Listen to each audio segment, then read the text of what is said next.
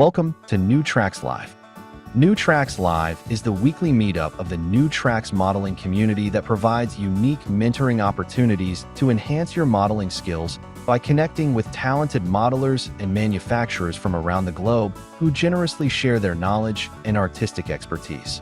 Build your confidence, refine modeling techniques, and share your projects with a supportive community of fellow modelers, all while enjoying the world's most rewarding hobby. Join us every Wednesday at 7 p.m. Eastern on Zoom and YouTube for the live meetup. Missed a program? No problem. Individual show segments are uploaded to YouTube for convenient on-demand viewing. Be sure to connect with the New Tracks community by joining the New Tracks Facebook page, where you can interact with other modelers and see what they are modeling.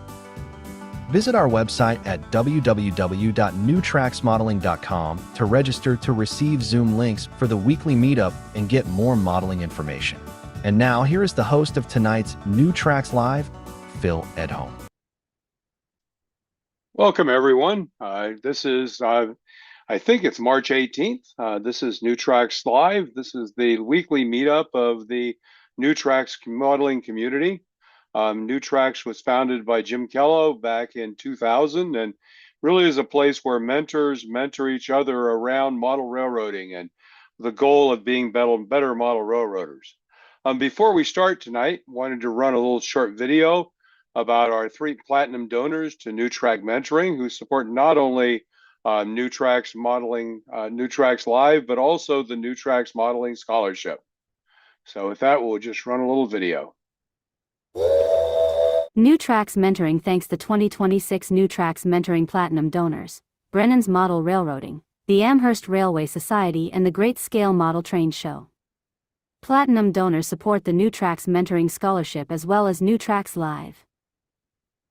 For over 25 years, Brennan's Model Railroading has been offering products focused on the O-scale market, including Brennan's Better Ballast and a complementary line of natural ground cover materials. Brennan's also has craftsman kits with complete photographically illustrated instructions to create an outstanding model. The Frank Ellison Tribute series of kits take Ellison's scratch-built iconic structures to a new level using modern methods and materials. See the complete line of products on the Brennan's Model Railroading website. Use the QR code to visit. The Amherst Railway Society has been bringing modelers in the New England area together for 70 years. The Society sponsors the Railroad Hobby Show, held each January at the Eastern States Exposition Fairgrounds in West Springfield, Massachusetts. It is America's largest railroad-themed trade show. The event occupies 4 buildings on the fairgrounds, and draws 25,000 visitors. The show has received the Walther's Showmanship Award in recognition of promoting interest in railroads and model railroad hobbies. The Society sponsors other events and operates the Amherst Beltline's modular layout. Use the QR code to visit. The Great Scale Model Train Show is the largest train show in the Mid-Atlantic region. For 40 years, the Great Scale Model Train Show has been held 3 times annually at the Maryland State Fairgrounds in Timonium, Maryland. The events are generally held the first weekend of February, the second weekend of April and the last weekend of October. Held in 3 halls, the train show features vendors, layouts, clinics, and special activities. The Great Scale Model Train Show features over 600 exhibitors and vendors. Use the QR code to visit.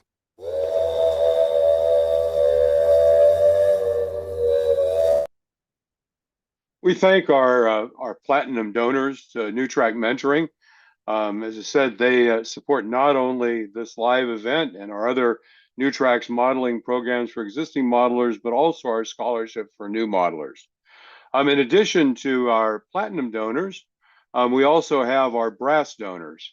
We have 5 brass donors, Loco-Fi, Santa Clarita Railway, O-Scale Central, Millhouse River Studios, and Kershaw Craftsman Kits. All of these donors are part of the community and really help support not only this live event and our other programs, but also the New Tracks Mentoring Scholarship. This year, we're going to do 3 $2,500 scholarships for young model railroaders pursuing STEAM degrees. And you'll hear a little bit more about that later in the program. So for tonight, we have an exciting program. We're going to start off with Dennis Brennan, a long-term supporter of the program, who, in addition to being an outstanding modeler and also taking a lot of the photographs in the Toy Trains magazine, is a really proficient high railer. And tonight he's going to talk about brick and how we model brick and some of the things to think about when you model brick and some things I actually hadn't thought about that make modeling brick a lot easier than I had originally thought it would be. Our second presentation is Chip Meriam. He's joining us from the Pacific Coast region of the NMRA, where he's the president of the region. His focus tonight is on the AP Author Certificate. He's also the editor of the PCR Branch Line newsletter. So he's got a lot of experience with not only writing things himself, but encouraging others to be part of the writing community. We do have a New Tracks layout tour tonight. It's Pete Smith's layout, the Loon Lake Railway and Navigation Company, an outstanding SN3 layout. And we'll see that as our NNG, as the last of our NNGC 2025 layout videos. Our final program segment tonight is going to be Philip Pettit from Phil's Trains. He's going to talk about the process for doing 3D kits. He's got some pretty amazing 3D kits, some critters, kind of focuses on ON30 as you're going to see. And at the end of that, he's actually going to present 3 models for us to vote on because he's going to do a build along probably later in the year. It'll probably be sometime late May into June, but he's going to do a build along of one of his models. And then if time permits, I will do part 2 of my From Public Modules to Home layout session. If we run out of time, we'll just move that to a future week. Before we start tonight, just a couple of notes. April 1st, we'll be starting our build along with Bill Banta of his kit of the Oyster Point Depot. This is a really cool station kit, model really for those smaller branch lines that so many people love to model. It's actually going to be done by Bill himself. It'll be you can get a 20% off on the kit using the discount code Oyster. And that brings it to $43.20 for the HO kit and $60.80 for the O scale kit with fixed shipping costs. So if you're interested in getting those kits before the build along starts, here are the 2 URLs using that tiny URL, oyster.ho or oyster.o. And as always, we need you to become a New Track mentor to do a segment. Everyone here has something they can share that will help make others better modelers. So if you're interested, just use the tiny URL NTM present, or just shoot the QR code. There's a very simple form there to fill out, and I'll contact you and we'll get you on the program talking about whatever your favorite subject is. So with that, we're going to start into the program. Tonight, we're going to start with Dennis Brennan. But Dennis's segment is actually sponsored by Millhouse River Studios. So I've got a little video from them about their products focused primarily on the O-scale market.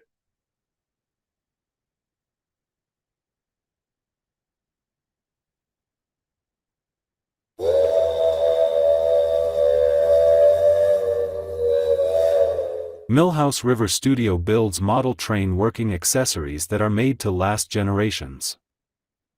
Millhouse River products are built out of aluminum and have scale brass details that even the most demanding scale modeler will appreciate. Since our industry entry in 2009 with the introduction of our flagship turntable, Millhouse River has continued to add new, innovative products, like our scale transfer table, rotary coal dumper, flood coaling tower and, most recently, a working conveyor that transports coal from the dumper to the loader. All of Millhouse River Studios' stunningly realistic products are currently available in O scale. We are adding new scales on some products, including the upcoming release of an HO scale turntable featuring our aluminum construction and stunning brass details that is big enough to handle a big boy locomotive. When it comes to your layout, don't settle for less, get Millhouse River Studio.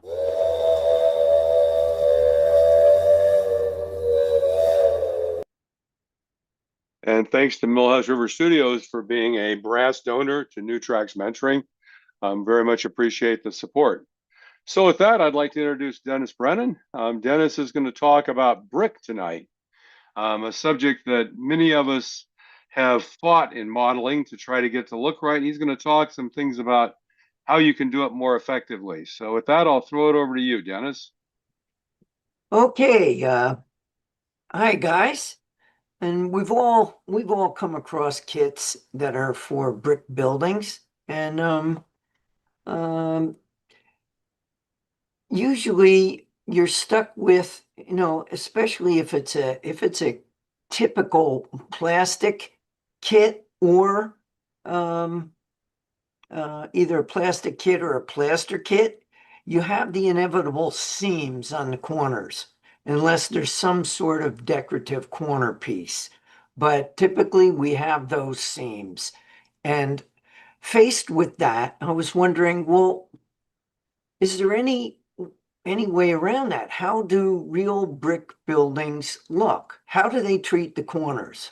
And so I went out and I photographed a bunch of brick buildings in my area, because I wanted to see if I could do something besides to hide the seams, besides using the typical downspouts that pretty much come with kits and what seems to be an accepted way to do it.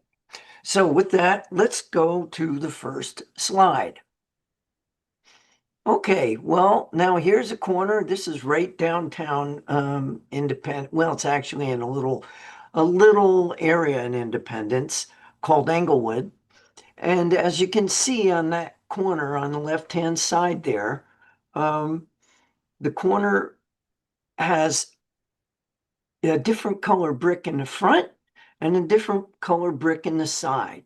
Now, looking at that, I wondered, okay, why do they even do that? Most of the kits that we do, everything is colored one basic color, and we'll weather it and everything else. But why not use two colors? Well, the reason that you see buildings like this, and if you've looked, I'm sure you've seen them.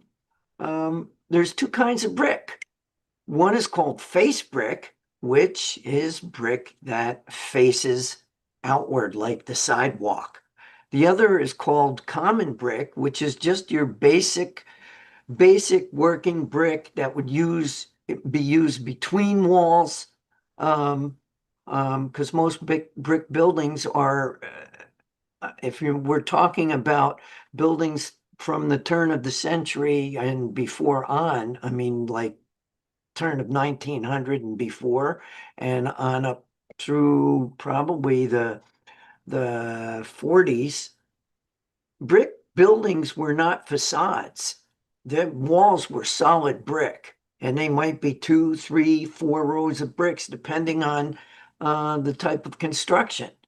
Well, they didn't waste beautiful looking face bricks on the interior, so they came up with it's just a common clay, which is probably not quite as durable as the exterior bricks that you see. But this is typical, and usually the face brick, yeah. See the color difference? Now, that is a way that they wrap the corner. The corner, as you can see, is staggered, and this is for a decorative effect. But that's interesting. I'd never noticed that before. Let's go to the next slide.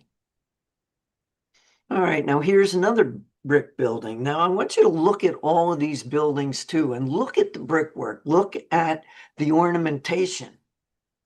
Oftentimes they use different colors. Here's the color on the facade, and that would be something that wouldn't really be that hard to add to another structure. Now some plastic models do this, but a lot of times they don't.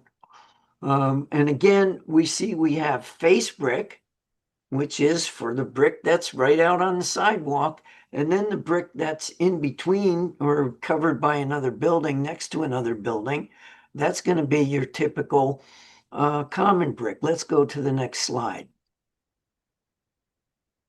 Here's the close-up, and you can see there's a bit of a difference. The face brick is a lot brighter, and it's a lot more colorful.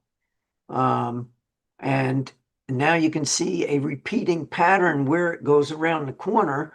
And the way this one is done, you could certainly do something like that if you had some brick sheets and you wanted to dress up a plastic model. That's one way to do it. And notice the faded sign. Notice the brickwork over the top of the windows, 2 rows of bricks that are called soldiers. When they're standing up straight like a soldier like that, those are called soldier courses. Okay, next slide. Now here's yet the other side of that same brick structure. And you can see, it's easier to see the common brick on this side, but you'll notice there's a little bit different pattern here. Go to the next slide. Here's that pattern close up. Now, I think probably, I'm really not sure why they did the pattern like this and why it's different than the one on the other side. But the point being is that brickwork varies. When they say, somebody says it ain't prototypical, there's a prototype for everything. So, I mean, this seems kind of crazy. And you'll also notice that the brick courses are different. Okay, so now on top you see narrower bricks than you do right below. I mean, you'll see narrow bricks, and then you'll see 1, 2, 3, 4, 5, 6, and then on the 7th row, you'll see another narrow brick if you're starting from the top. These are bricks that are placed on their side, on their end, and they're called header bricks. And what they do is they tie 2 walls together, or 3 walls, or however it is, but they'll tie them together, and that gives you strength. Next slide. Okay, here's yet another brick building that's in my neighborhood. And look carefully at that tall brick building. Not so much the bottom one, that's another whole story. But the taller one, the second building there, it has a whole wall that really is quite discolored, and you see a lot of vertical, like it looks like cement strips on it. Go to the next slide. Okay, now this is yet another a closer up view of that, and that actually shows a couple things. Those whitish vertical lines there, you also see those vertical white streaks, and then you'll see the black horizontal strip above it, and there's some more. There was a roof there. There was another building next to this building, and those marks are from where there were concrete beams, apparently, that were laid on another brick wall, and that hit this building. And all they did was add concrete between it, I guess. But there was obviously another building there. And a lot of times, if you have an adjacent empty space and you don't have a building for it, maybe you could duplicate something like this, put in a roof line, or what used to be a roof line, and you could show some history where there was a building and it was broken down, demolished. Now, if you look at the corner treatment here, that looks like they added some concrete around the bricks. So wow, maybe that's a way we could treat a brick building. You could just patch it with some concrete. Yeah, look at that. You can add some concrete around it and just hide that inevitable straight seam. And now you can clearly see where there was an old roof and clearly see where the beams went. Next slide. Here's yet another brick treatment on a corner. And you'll notice how they just used a piece of, that's just like plywood that they put in those windows to block them up. And same thing in the front. They're not using the upstairs for anything anymore, apparently, or maybe it's just being used for storage. But it's not something that apparently there might have been an apartment up there at one time, but not anymore. Next slide. Okay, here's a close-up of that brick treatment. But unfortunately, well, you might be able to do that on a brick, on a plaster building. You might be able to carve some little indentations that would bring it to the side if it's not already there. Next slide. And here's yet another building. And what's interesting on this too is all the little details that you see. Now, a lot of that is more modern, but think about electrical. Think about, you may not want those air conditioning units like that, but you would have an electrical pipe and you would have stack pipes and stuff. And you can see the drain pipe that comes down and goes across and goes down. Next slide. Okay, here's a close-up of that brick pattern. And unfortunately, we can't really do that unless you're doing laser cutting. But we'll talk about that later. Next slide.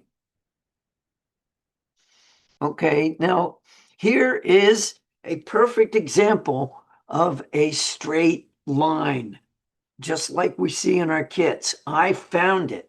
It does exist. There is such a thing.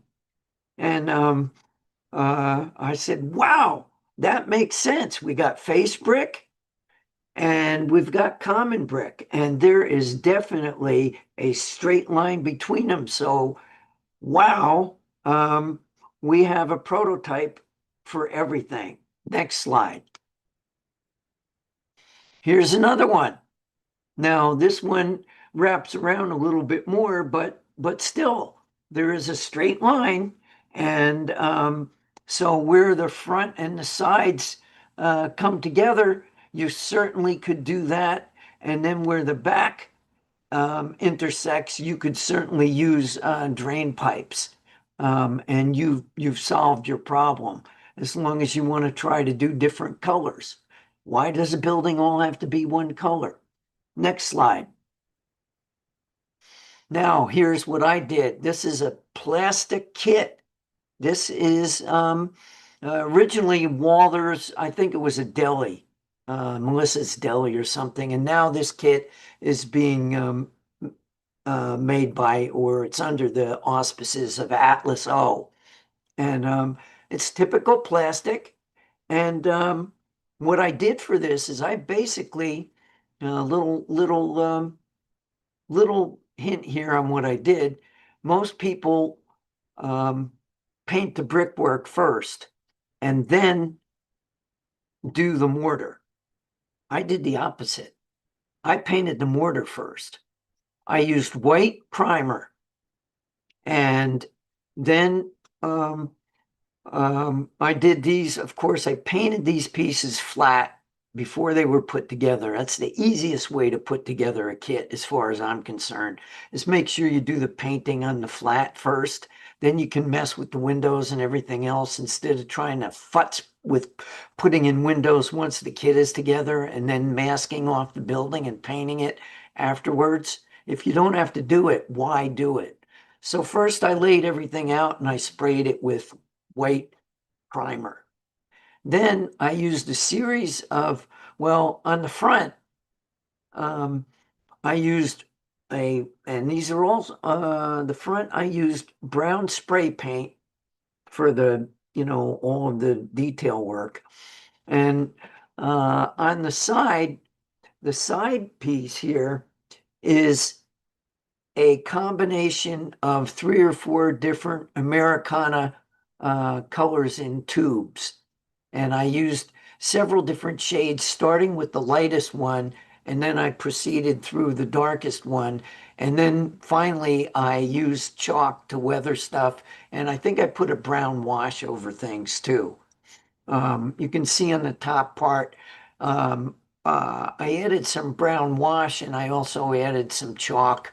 And on the front, the cornice and all of the wood pieces, I scraped with a wire brush it's almost like dry brushing. I lightly scraped all the high points with a wire brush to bring out, to scrape off some of the brown paint and bring out the white underneath. And then the front was just one of the Americana gold colors that I used, kind of a goldish brown. And that's it. If there are any questions?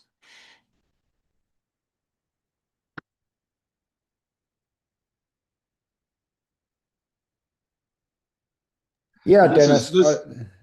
Go ahead. I noticed on your model building and also one of the other structures there that there is different levels of the brick also. Yes. They didn't Yeah, make them all flat, especially on the front of buildings. right. I always try to add more detail on my kits. I always try to add a lot more detail that so that even the sills, the sills on the windows and the headers over the windows. That little bit of detail just adds so much more. The other thing I like to do on my kits is, instead of having the doorways really flat, even with the front, I put them back. Right, yes. And That's cool that so, way. and that all of that makes a big difference. And you can do that with other kits. Just add some spacers between the door and the back of the building or the back side of the wall. And you can make it look like wood framing or metal framing if that's what you want to do. Right. Yeah, Cool. I thought it was really interesting because I think if you looked at it, even where it's not the difference in color dramatically, the bricks that are the face bricks in the front tended to be darker, and they also tended to be more textured. Yes. It seemed like there's must be 2 different processes for those bricks. And so I think the idea of using the darker red on the front of the building and a lighter red, and then just allowing the seam to be there, because there would be a seam there. And it can be a straight seam because, and this was something when Dennis and I talked a little bit about this before he was set this up, the idea that there are 3 or 4 courses of brick in the wall means that you don't have to have interlocking bricks at the face.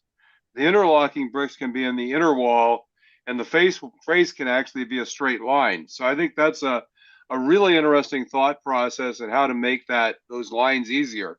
I mean, on the back where you might have 2 walls that are going to be the same color, you may want to put a downspout, but that's a logical place for a downspout on the back of the building. The reality is, on the sides of the buildings, there weren't a lot of times downspouts because, as you saw in the pictures, the buildings are different heights, and there's really no way to run a downspout down the side of one building where it runs into another building. So I thought it was really interesting to think about how to make those buildings both realistic and easier. Yeah. Also, those roofs typically are pitched. They're not dead flat. Right. So it wouldn't make any sense to put a downspout in the front. The water would run down the roof towards the back. Exactly. And you're absolutely right that there are multiple courses. And if you were to tear off the face brick, you would find that the cheap brick is behind it and that is all interlocked all the way around. But the face brick is just applied as a fascia, basically. And so it is not interlocked, but it gives you a perfectly good excuse for having a seam down the side. That's exactly right. And that's what I discovered. And then I did some, the thing that I like to do is I go, and I always suggest this, no matter what you're modeling, what you think you know is probably not correct. So I always go and I look for the real thing, because a lot of times you really don't know how something is put together. And I see those kind of mistakes being made all the time, when all it would take is just go and take a look at the actual thing. And that really informs your modeling. I always take pictures.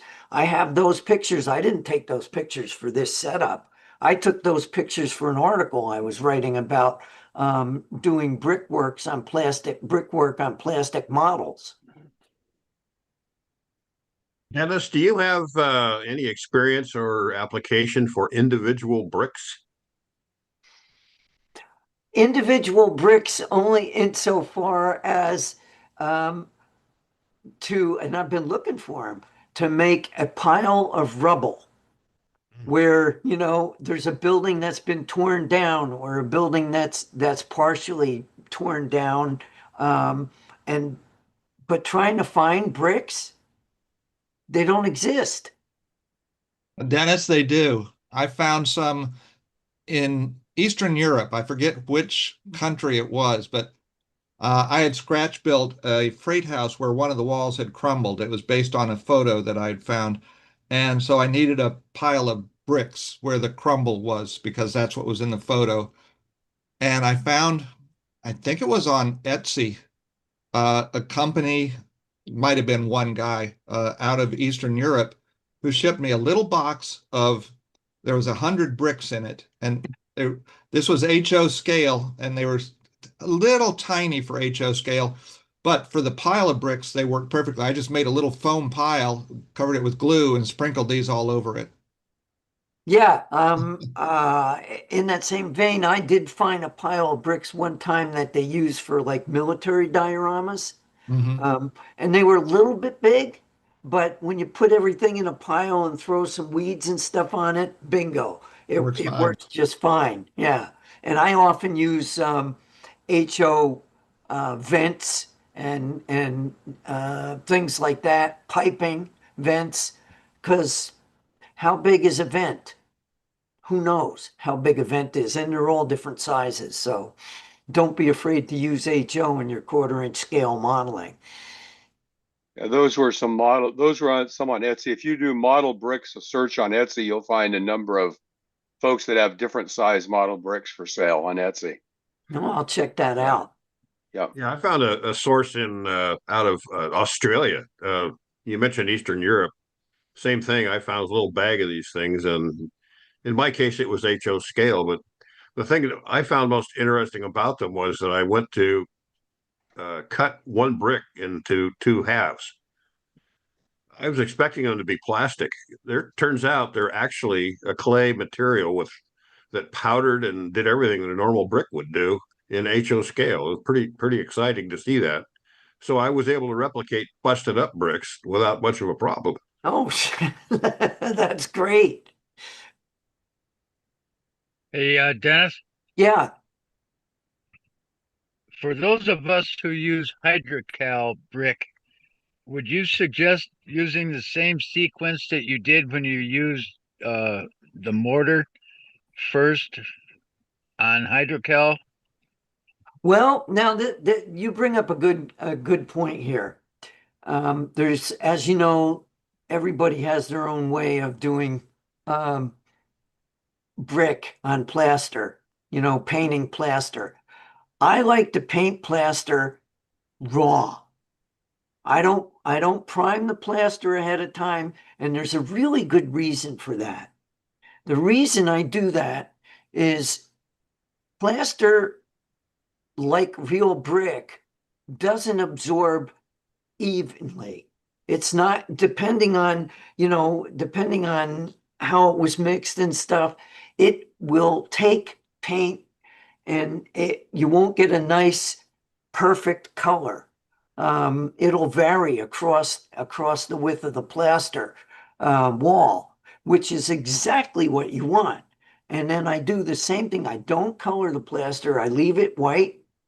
And I put layers of paint on, and what I use is a foam brush, and I'll put the lightest color down. I'll do a whole palette of colors, like from a light orange through, darker, and then maybe into some very light red. And I will do layers of color, but randomly, always letting some of the plaster show through until I get to the final step. And I just dab it. You don't have to be an artist, you just do it. And then at the very end, I do a brown wash. And these are all water-based colors that I use, and it works out perfectly.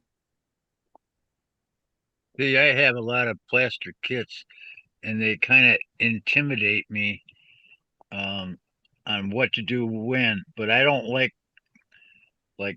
some people use like a white paint and spray it misty on there first. I don't like to do that because when you put your colors on, they don't soak in. Exactly. Exactly. And that's the key to it. The colors soak in, which is what you want. When you prime the plaster, You can't do it. the colors won't soak in. So you're screwing yourself because the plaster has a natural organic look to it when you color it.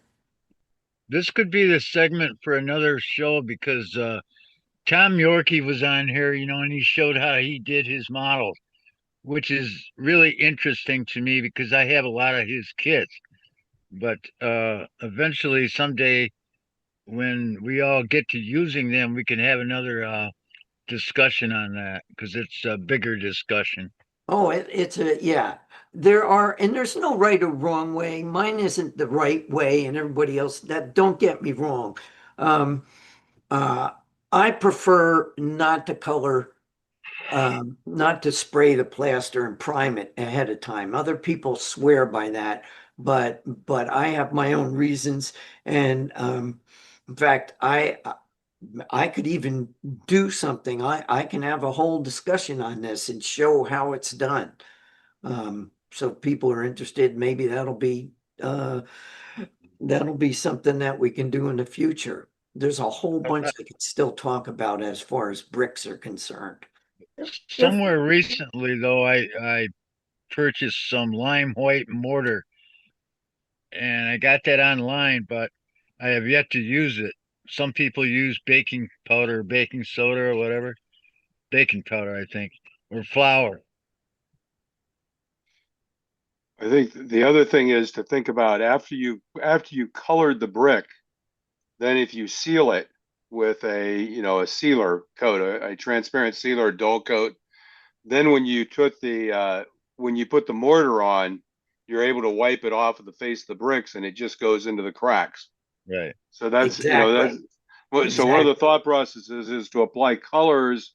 If you're using a plaster based wall, apply the colors to plaster based wall, and you can kind of dab them on so you get a variance in color between two or three very close colors, and that way the bricks themselves will have some level of variance. Though, I mean, it's really important to remember that one of the things that was very interesting, what Dennis showed us, was the face bricks often were just a darker color, but there wasn't a huge amount of variance in a lot of those. When you looked at the structural bricks on the sides, they didn't have a lot of color variance. So it's a little bit what you're trying to model, whether you want that color variance. But the thing then, regardless, once you basically colored the plaster, then you want to seal it when you do the mortar, so you don't get the mortar absorbing in on the faces of the bricks. And that gives you those nice, gray mortar lines. Mm-hmm. The variation in the bricks depends on the era that you're modeling. because the technique for manufacturing bricks has changed over time. And that when they used to load bricks into huge kilns and build a fire and bake them, the bricks would reach different temperatures and they would come out anywhere from light to dark to black. And so you sometimes see an older building with a very interesting variation in the bricks. And it's a challenge to paint your bricks to model that. Whereas some of the buildings Dennis showed, obviously the common bricks are modern manufactured bricks, which are very uniform. One other source, you probably know Downtown Deco and their kits. Obviously they're a plaster, and Randy Peprock, carves all of the molds for that by hand and gives you very impressive brick features. And he's aware that people are nervous about painting his kits. So the kits come with very extensive instructions on how to finish the bricks. And he describes both techniques. If you want to prime it, he tells you how to do it that way. If you want to work directly on the plaster, he tells you how to do it that way too. Buy one of the inexpensive versions, one of the small Downtown Deco kits, just to get those instructions and try it out. Yeah, he makes a nice kit. He sure does. I've been buying kits from him since he started his business, which was back around in the like 96 or 95 or 96. I started mine in 97, and I called him up to ask him some questions about shipping and things in terms of how he shipped products, and did he have any help, and he was very helpful. So I like Randy a lot. Even his N scale carvings are really good. Oh yeah, he's an artist. He's a real artist. Well, super. I think that probably brings us to the end of this segment. What we'll do is we'll go ahead and jump over to our next segment, which is going to be Chip. But before we have Chip on, we're going to go ahead and play our little video about the New Tracks Modeling Mentoring Scholarship.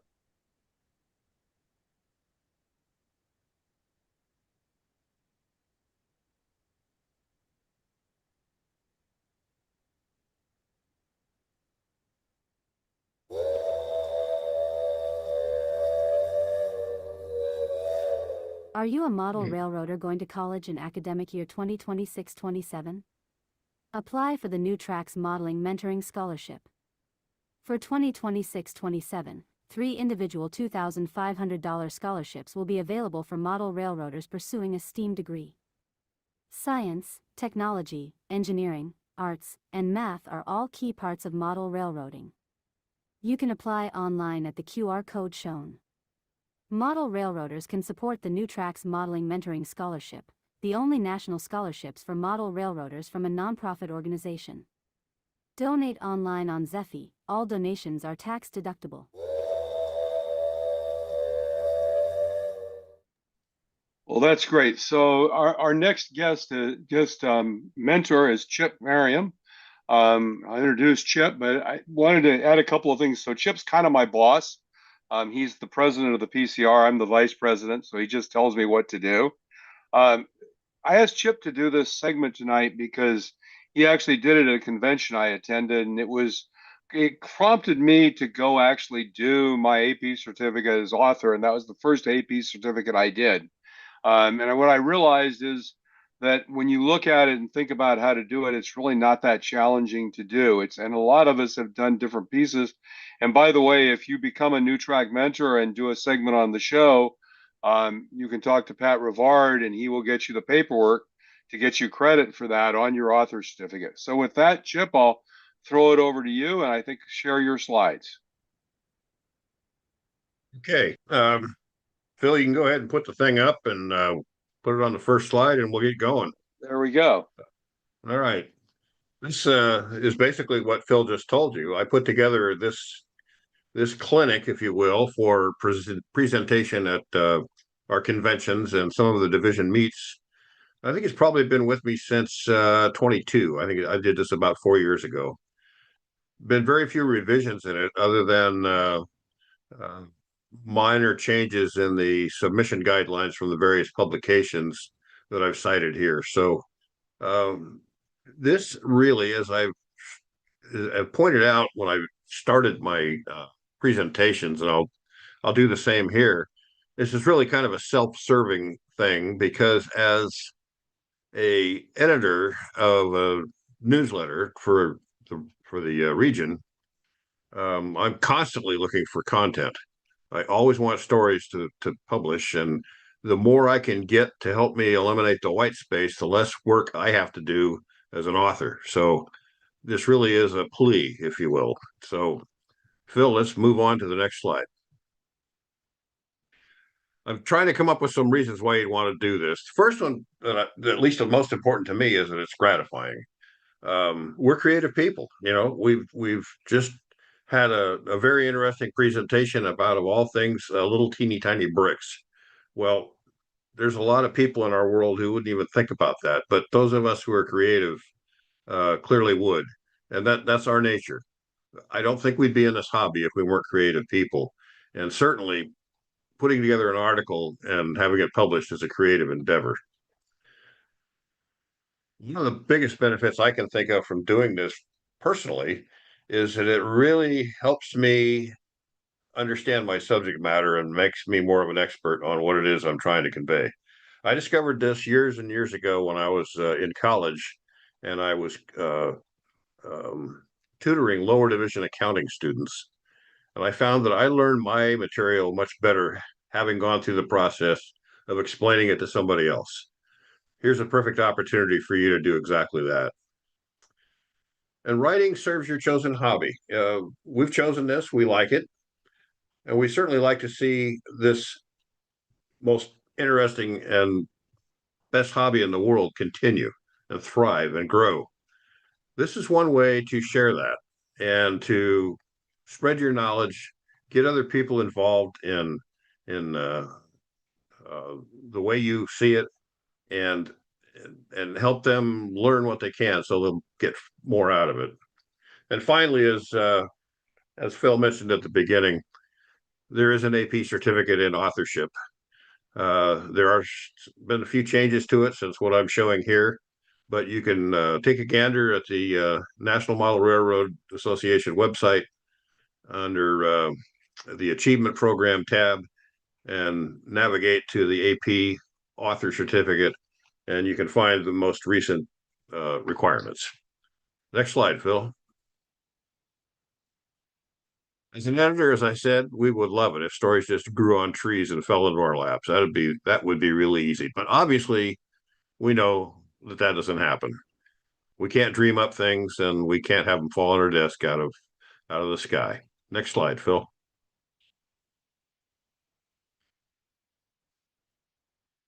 So we have to have an idea. Where do you get your ideas? Well, here's one way to look at it. You look around your layout or someone else's layout, or maybe you look at a few pictures and you come up with an idea about it. Well, let's see. I can maybe make a story out of something. Here's an example right here. We have a modeler in our Sierra division of the PCR who models the Southern Pacific Railroad as it was in the 40s from a division point called, let's see, it goes from Gerber all the way up to Dunsmuir and beyond. This is a scene from the station at Dunsmuir, which is along the Sacramento River in Northern California. There's passenger service here. As a division point, there were facilities for locomotive repairs and maintenance and so forth. And this depicts a RDC car, the SP-10, I think. This is the only RDC car that Southern Pacific ever ran. Number 10 was the only one. So you can come up with a little story about who these people are, where they're going, where they've been, which one is the one that drives a VW microbus, what time of day is it or evening. I was more interested in how SP-10 made it to Dunsmuir because it never ran on this line. I've always thought that the fellow who modeled this could come up with a really good story as to how SP10 came to be at Dunsmuir when it clearly never would have. Next slide, Phil. You can sit and think and think and think and try to come up with different ideas. I think that visualizing things and looking at layouts and looking at photos is probably the best way to do this. But sometimes you just have a few moments when you just you can just sit and think about stuff. For example, you might have a little project that you want to do somewhere on your railroad. You're not exactly sure how to tackle it, but you can sit and sort of daydream, imagineering, if you will, ways that you can solve this problem. It might be building a bridge over a creek. It might be, how am I going to get that that home signal to display the aspect that I want it to under what circumstances, and what are the electronic applications here. There's all kinds of things that you can come up with that are small projects, and they are tremendous fodder for articles. Next slide, Phil. In the process, try to think outside the box. One of the things that I've found that a lot of people are kind of interested in is different ways to use tools. One of them was, I think you can see at the bottom of the photo here, taking two C-clamps and putting them together. They're combination squares. Pull the thing off of one of them and put it on the slide like this, and all of a sudden you've got a really good clamp. And it also helps keep building square on your workbench if you're doing that, holding them in place while you're painting your bricks or whatever it is that you're doing on your bench.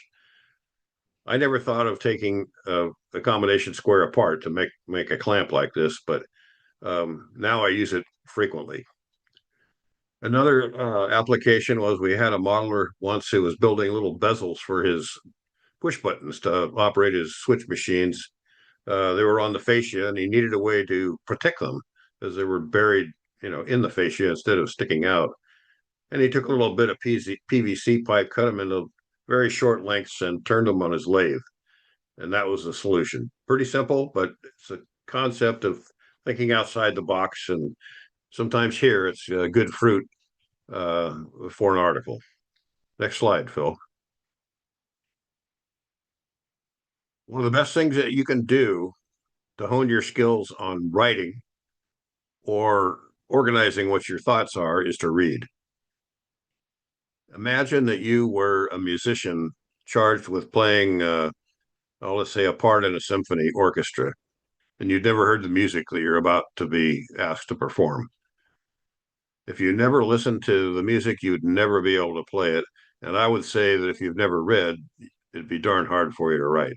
So here's a great opportunity for you to absorb stuff and also become a better writer through the process of reading. Next slide, Phil. Submission guidelines are there for a reason. Every publication has some submission guidelines of some sort. If you look at all the major hobby publications, you're going to find that they have their own set of guidelines. They've changed them frequently, but they're there for a reason. Some want certain things, some want other things. There's a lot of commonality between them, but one of the best ways to help yourself get through the door, if you're throwing things in over the transom, is to follow their submission guidelines. So become familiar with those. If you don't find them easily, you can contact the editors and ask for them. Next slide. Here I've just put up 4 of probably the major model railroad publications that are common to all scales. They don't necessarily deal just with N scale, with narrow gauge, or with O scale, but they cover all of them. And these are the URLs that will take you to the different submission guidelines that these have put together for you. You can probably contact Phil or me directly if you are interested in pulling those up or want to know what they are. Phil is probably the easiest. If you get a hold of him, then he can communicate with me, and I'll be sure to get these to you. Next slide, Phil. The most important thing, I believe, is good pictures. The saying that we all know is that a picture is worth 1,000 words, and that's absolutely true. You can illustrate something physically much more easily than you can describe it. And if your pictures are truly good quality, where people can see what they are and not guess, you've done yourself a big favor. This is also the one thing that the publications look for more than your ability to write. The prose can be fixed, the prose can be edited, the photos cannot. So it's extremely important that you get good quality photos to accompany your submission. Spend more time here, more effort, and it'll pay off in acceptance. Next slide. When I originally put this thing together, the DSLR was by far the superior camera to use for most of the photography work that would be used to produce an article. But as we all know, the cell phones cameras have gotten better and better and better. And now they're to the point where, in most cases, they're going to be more practical and perhaps more useful than the digital single lens reflex camera. As I said, they were once for suitable low quality resolution, but now they're very high level if they can be. My phone now has 3 different lenses on it, I think, or 4. And the other advantage is that the cell phone lens can get you almost to trackside if you want. There's photos you cannot get with a typical camera with a large body because the camera just won't fit where you want it. The cell phone is a different one. You can put it pretty much anywhere, and you can take a picture as if you were your own little HO scale figure. Next slide. And Chip, one of the things we suggest to everyone is there's another feature the cell phone has that most cameras would not have, which is it has a countdown timer. You can put a timer in and basically put a 5-minute alarm. So every 5 minutes, a little alarm goes off and reminds you it's time to take pictures of your work. So you don't get to that point where you work for an hour and a half and realize you didn't take any pictures of your modeling. So it's a great tool that those phones also have. I agree. And I can attest that that's true, because many times I put together an article or worked on one and forgotten to do exactly what you said. Take the photo of what it is that I want to include in the article. More than once I've gone back and redone a step, wasting material and time in doing so. So this is a good idea. And speaking of the timer, it's also a way to do a hands-off photograph, which is very important. You don't want to be touching the camera if you can possibly avoid it. So that's a great feature. Consider telling the story with your photos. The more photos and the fewer words may get your point across not only more clearly, but more concisely and quickly.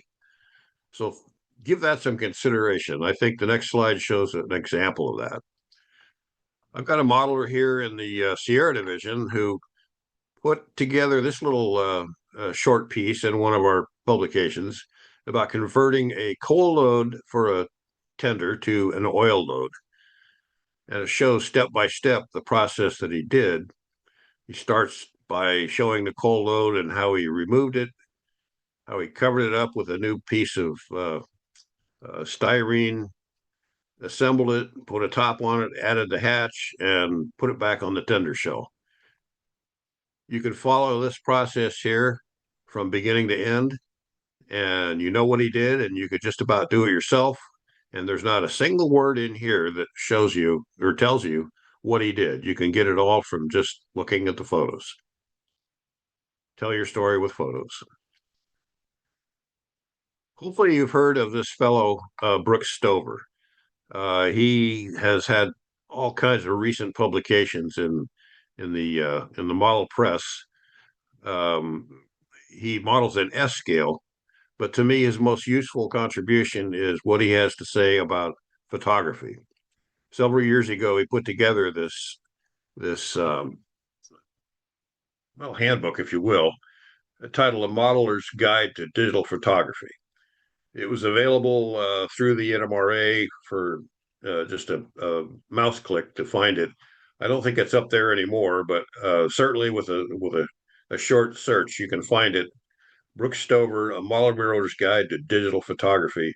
And here he talks quite a bit about using cell phones and how to create good quality, attractive photographs. I strongly recommend it if you want to go this route. Next slide, Phil.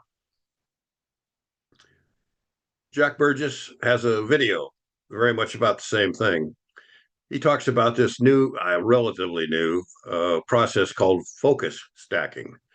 And essentially what it is a way to bring all the background photos and medium background photos and the foreground photos into focus at the same time. Generally, the depth of field is going to vary depending upon where you focus your camera. If you focus at the end of a train, your caboose will be in focus. The engine probably won't be. Somewhere in the middle, you'll get the middle of the cars, but the front and the back won't be anything but fuzz. Or if you focus on the front, you've got things that you can't see behind it because they've gone out of focus. This concept of focus stacking is relatively new. I'd say probably within the last 10 years, maybe. And what it does is essentially cuts the shot into different aspects and different points of focus so that all the depths of field can be brought together and you end up with a photograph that is clear all the way from front to back. We have Ed Meriam, who is in our Redwood Empire division, has a clinic on this, and he'll actually be putting that together at the next Pacific Coast Region convention. And I think if you go to the PCR website and look at, I'm not sure where to go for it, but you can go through the NMRA to get to it. You can find a list of clinics, and I'm pretty sure that Ed Clinic is on there. But take a look at this. If nothing else, Google focus stacking to see what it's all about. I think you'll find it's pretty interesting. Next slide. And here's I put the URL up here to be able to go to the NMRA website and find the interesting things on photography and so forth. Again, if you don't write this down, just get a hold of Phil. He'll get a hold of me, and I'll get a hold of you. Next slide. Company photographer. You've probably seen this. I think now the title has changed. Railroad Model Craftsman is running this just about every month and every other month. I think there's a new author now who does it every other month. And there's always interesting tips on how to set up shots, how to take the shots, and how to light them, all kinds of different things, setting up backgrounds, foregrounds, you name it. There's a lot of interesting things in these, excuse me, in these articles. So take a look there. You can even look in the back issues and find some of these. Next slide. Model Railroader has a similar group of tips, and that URL there, we'll get them to you. Next slide. If you're not interested in photography, you can always hire a professional. I'm fortunate enough to live next door to a fellow who was a photojournalist for years. And if I need anything done that is beyond my ability, which is most of the time, I can ask him to come over, and for a beer or two, he'd be more than happy to take the photos for me for the articles that I put together. This happens to be Jim Collins, who is the fellow who did the coal conversion to the oil bunker we showed earlier. Next slide. Okay, we've gotten this far.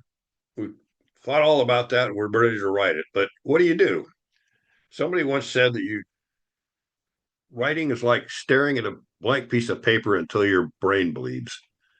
And if you've ever tried to write something and try to start, you know what I mean. It's called writer's block or many other names, but it's hard to get going. So my advice here is just start. just do it. It's the old concept of momentum. You get the wheels turning and they're a lot easier to keep them going than to try to start them in the first place.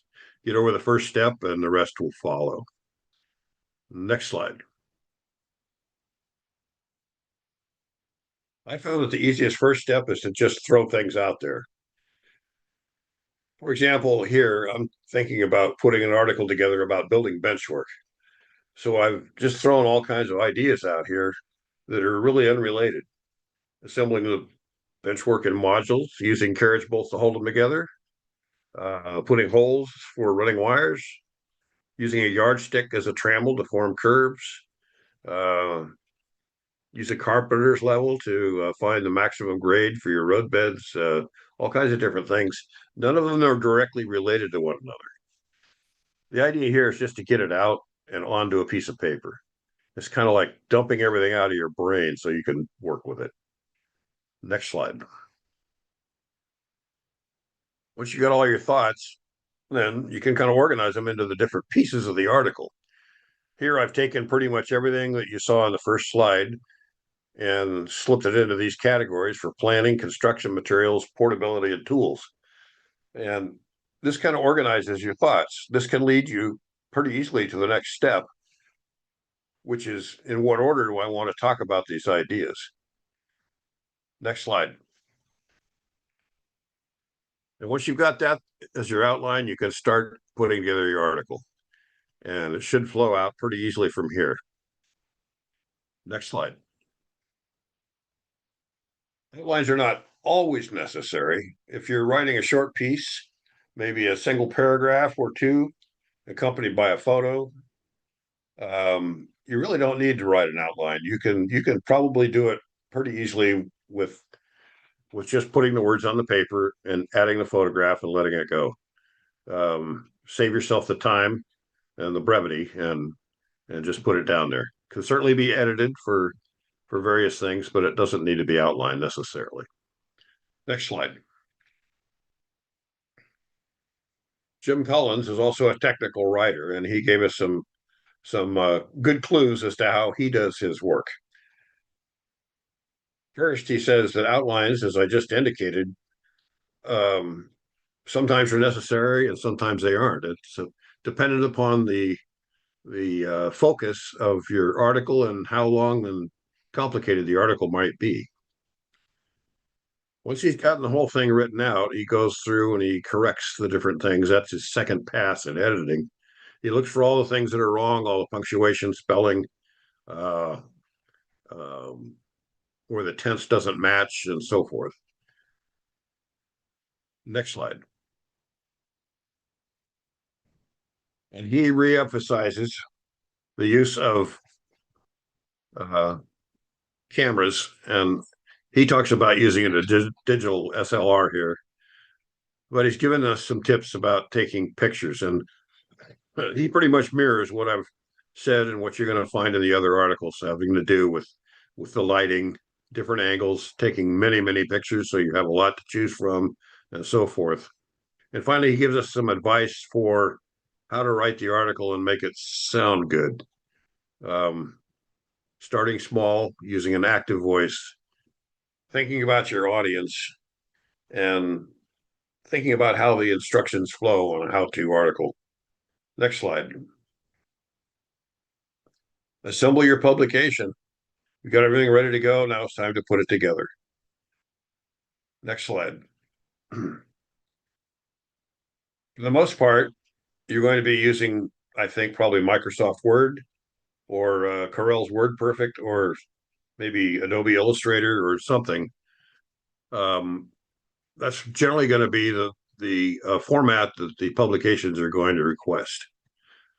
A quick look at their submission guidelines should answer the question as to which they prefer. Next slide. Include the captions in the text, or at least point out where they should be, so that the editor knows how to put your photos where in your story they belong. You can give them just a blank set of text and a bunch of photos and they're not going to know where the photos need to go in what order necessarily, unless they're pretty darn good at reading what you think they think and understanding what the photos really are. So here's sort of an example where in red, it shows insert a photo here, which one and a brief description. This may be overkill here, but the idea is to make sure that the editor knows how to put the article together. Next slide. Large files, I think this goes without saying anymore. At the time I put together this presentation, not everybody really knew too much about sending files via DropSend or through the Google files or any of the things that we have today. So one of the other things you could do is probably send them out on a thumb drive, but that's probably not a way to do it anymore because it's so simple to use one of these file exchange utilities that you can send these large files that won't fit as emails. Next slide. Adding thumbnails is another good way to make sure that your photo's in the right spot. And here is just a thumbnail thing of every photo that's going to be in an article and a brief caption that goes with each one to give the editor a concept of what the photo is and what he might put in a caption underneath it. Next slide. The achievement program. We talked about this briefly, but essentially what this is, if you're not already aware of it, is a part of the NMRA achievement program for model railroad author. And its requirements include a certain number of articles to be written for the division, for the region, or for national publications. You get a certain amount of points for a regional versus a certain amount for division and more for national. And this little grid here shows you kind of how it works, the types of things that are eligible for the number of points and so forth. It says here that a page is approximately 1,200 words. As I said before, this has been changed, so it's not 1,200 anymore. It's a little less than that. There's also been a few things added to it that will include electronic content and a couple other things. So take a look at the NMRA website, Achievement Program, Model Railroad Author, and you'll get a current list of what the achievement qualifications are. Next slide. This looks like a form that's going to be used to fill out when you do your AP program. I don't think it's been revised since 2006. If it has, it's going to look very similar. This is called the SOQ, or Statement of Qualifications, and it needs to accompany your request for the certification. Next slide. Here's another part of the Statement of Qualifications. And this has to do with other items, clinics, instructional tapes and videos, and electronic publications. This follows the same format as the print. Next slide. And finally, this is your application saying that you've done all this stuff. And it gets about 3 or 4 pages you have to put together and send that off to the AP director, probably in your division first, and they'll send it on to the region. And from there, they'll look it over and hopefully send you a certificate. Next slide.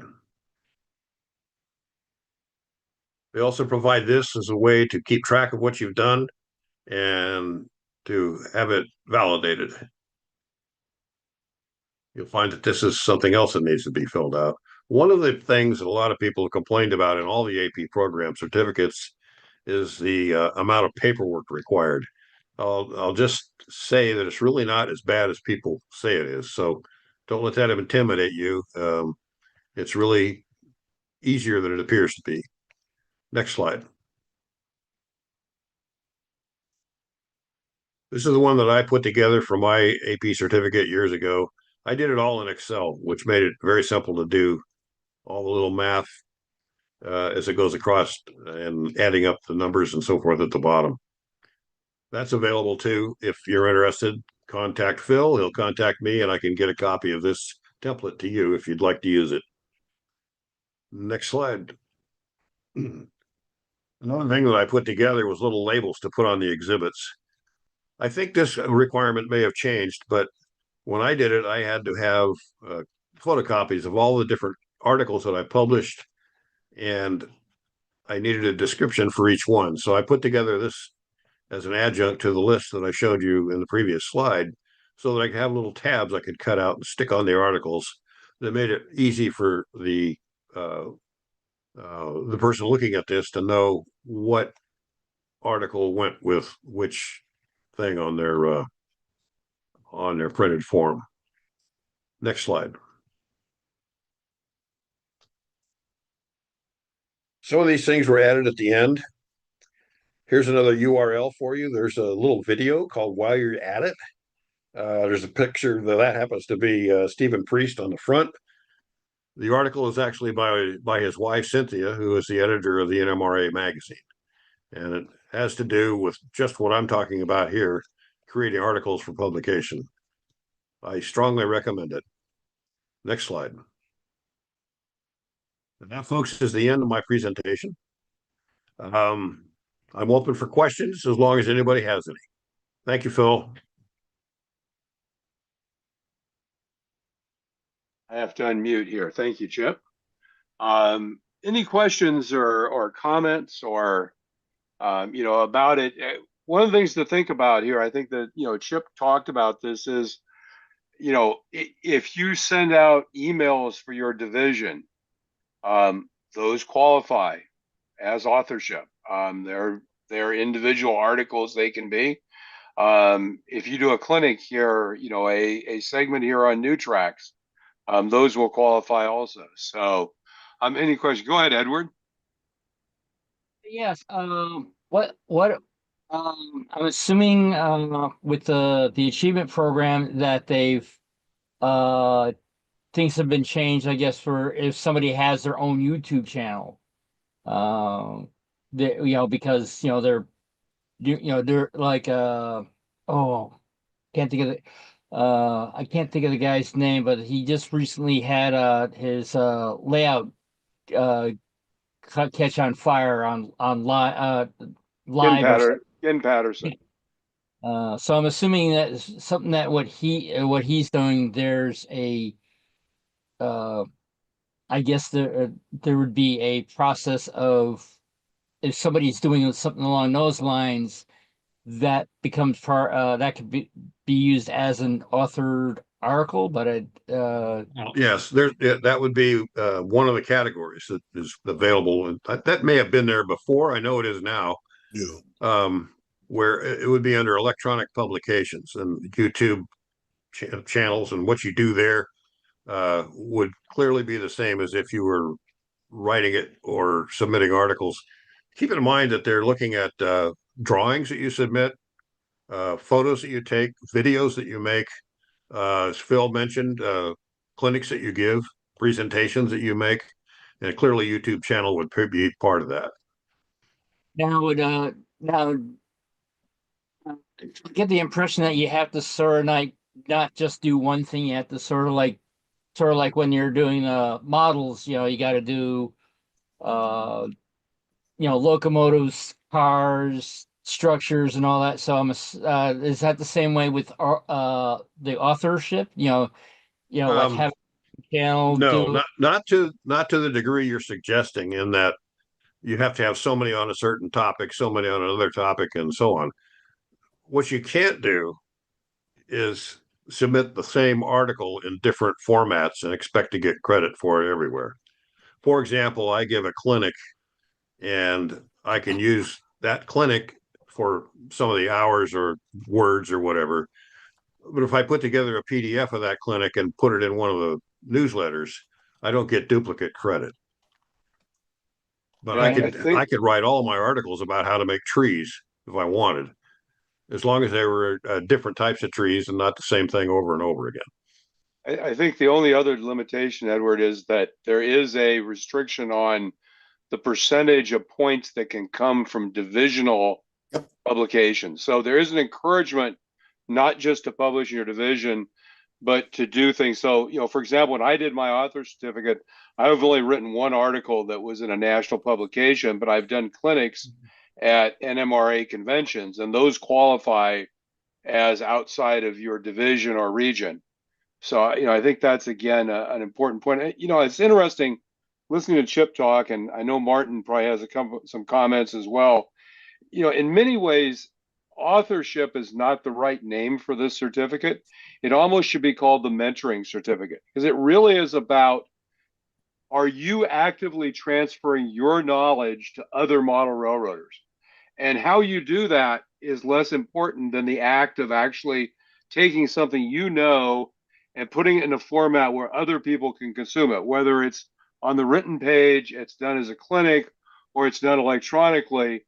It's all about that act of taking your knowledge and extending it to other people. And I think that's really what I realized about authorship. It really is about mentoring. It's about taking what you know and distributing it. Martin, you had a couple of comments as well, I think. Well, I was just going to follow up on what you said about the limits, divisional versus regional newsletters. I think it's 21 points each, but that makes it low hanging fruit, because your division and regional editors are always desperate for more material. So you don't need to go to national publications. You do not need to go to national magazines. You don't need to do anything except, hit your local division and get halfway there, probably faster than any 21 points you can get any other way. They're going to suck it up real fast. Another sneaky way to do it is to be the editor of one of those. Oh, that doubles it down, and then you work on volunteer at the same time. That's correct.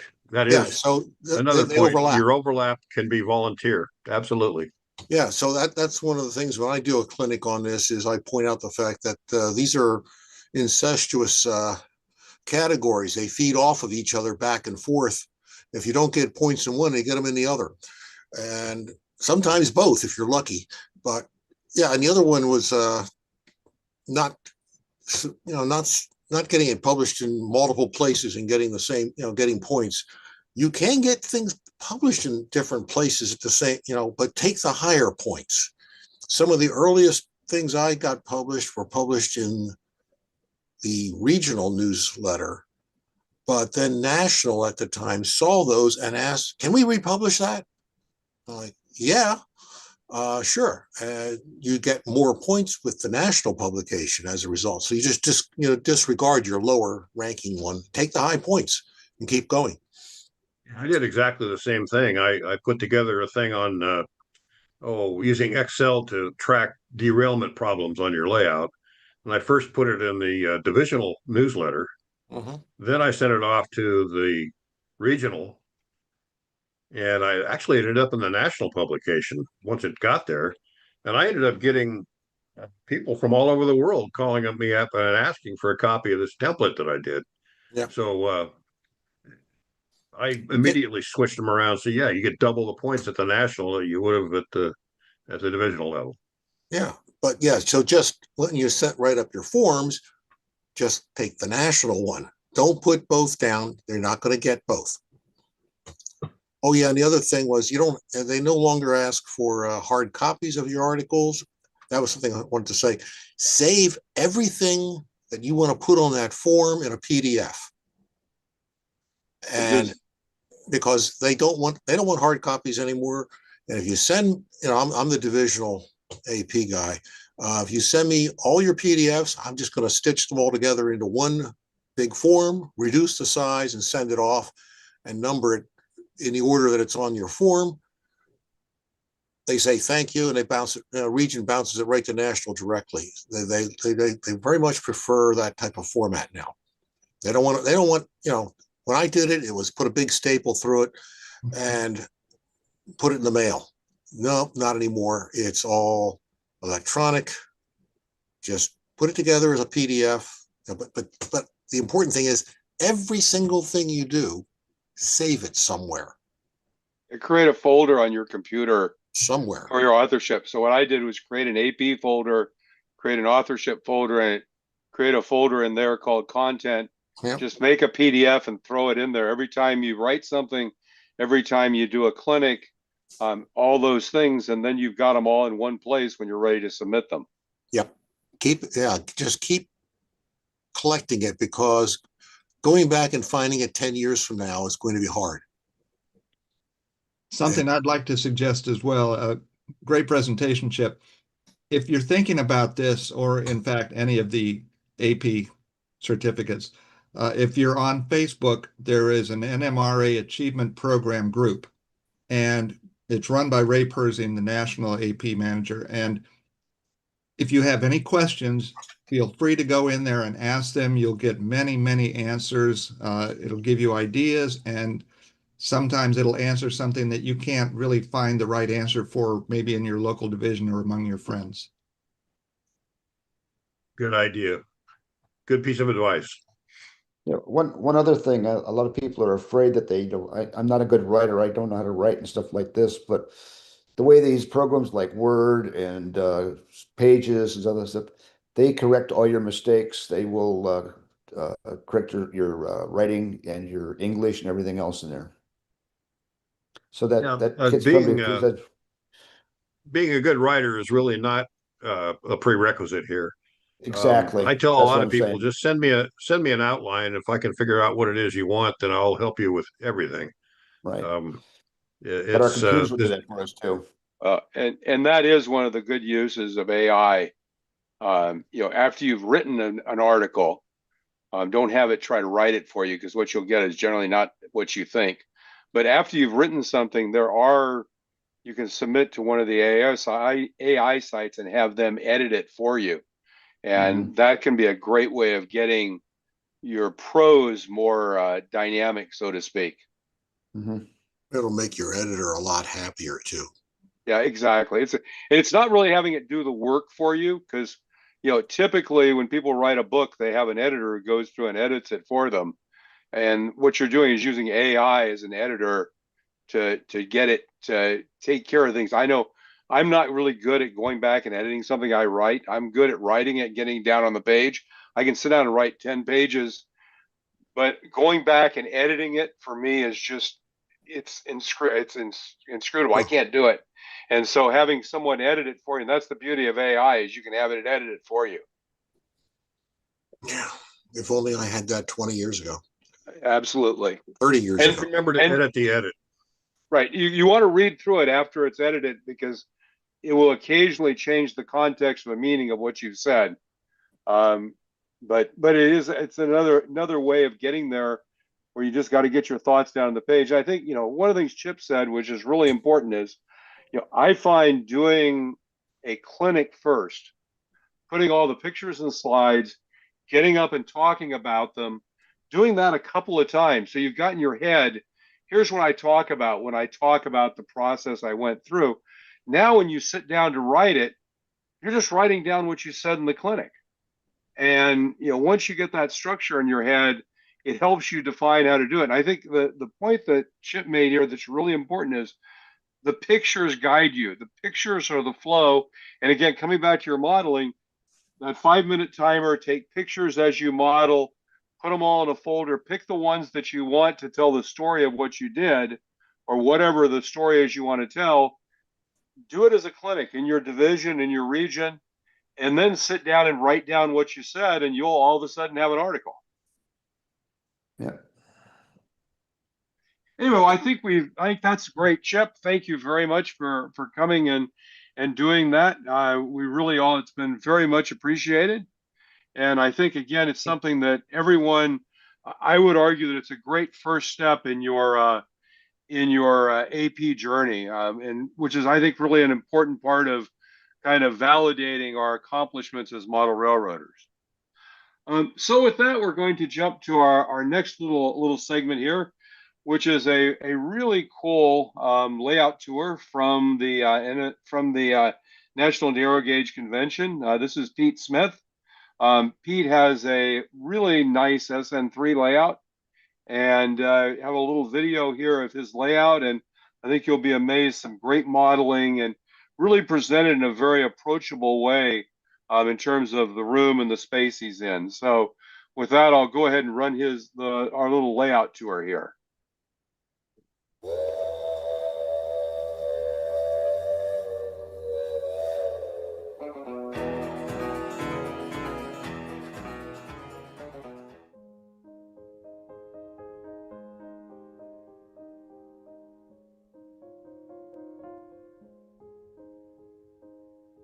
One of the things that you note is he put the shelf on the bottom of his fascia there for drinks and other stuff to sit on. I thought that was a great idea.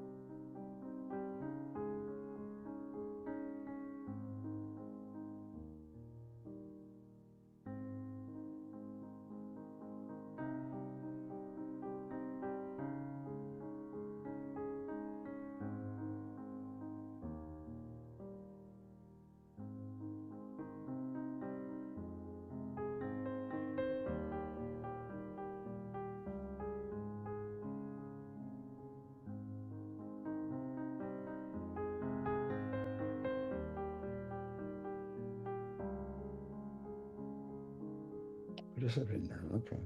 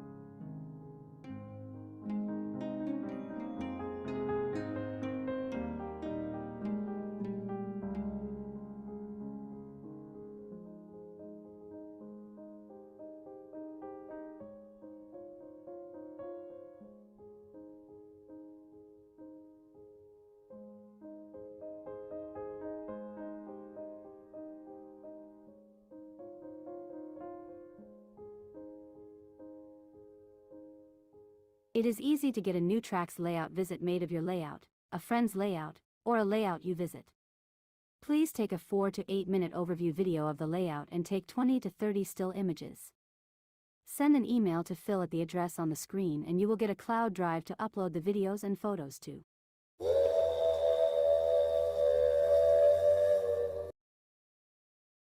So that was a great layout to visit. It was very well done, and I think it really did capture the feel of the Pacific Northwest.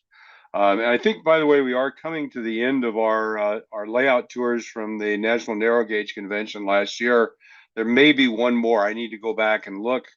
I have one other layout that one of our regular members here submitted, but if you have a layout you'd like to feature, go ahead and shoot some pictures of it and a video. Just give me a connection. I'll give you a place to upload it, and we'll put that in place. Our next segment is Philip Pettit. He runs a little company called Phil's Trains. But before we do that, we're going to talk about the upcoming MyBuild. So we'll go ahead and have the a little MyBuild.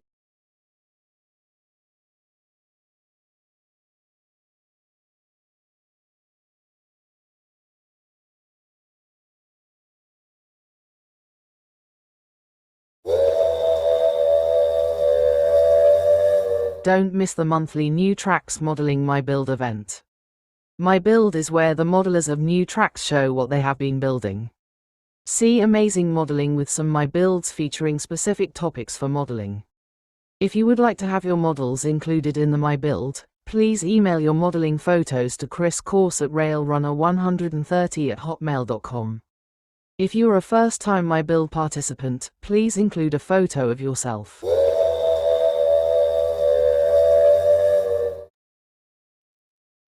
Well, Chris couldn't be with us this week. He had a business obligation and had to be traveling. So I'm going to talk a little bit about the upcoming MyBuild. So as you're aware, we're getting close to the next MyBuild. It will be next week on March 25th. And this is rolling stock. Great opportunity to talk about some of the things you've built. Rolling stock and cars and other rolling pieces of equipment. The submission deadline is March 22nd for that. So get those in to Chris by March 22nd to be included. You can submit your photos to railrunner130@hotmail.com. We'll put that in the chat so you can get it right out of the chat. If you are a first-time contributor, include a photo of yourself and also include a little write-up about what your modeling is, just in case you can't be there. So Chris will have something to talk about. Beyond March 25th, April 22nd, was and anything goes. Just bring whatever modeling you've been working on. That'll be followed up by May 27th, anything goes. And then you can see the dates for the rest of the year as we go through every month for the rest of the year. And we will be coming up with the new themes for next year for those specific theme build-alongs. So the MyBuild challenges or theme ideas. These were some that Chris has so far that people have talked to him about. You can kind of read all of those. If you have an idea for a theme that you'd like to have included, something that you think would be particularly exciting to have as a monthly focus, send those also to Chris at railrunner130@hotmail.com. So hopefully you'll have some models you'll be ready to present next week on the 25th. So with that, we come to our next segment, which is Philip Pettit. So I'm going to jump him up here and put him on, and we will go ahead and start our discussion here. I have some slides for Philip. Philip is a kit manufacturer, makes some really cool kits, and he's going to talk to us a little bit about his process for 3D printing, and then we'll wrap that up with something really exciting for our future build-along. So with that in mind, Philip, welcome, and we'll go ahead and let you get started. I think you have to unmute.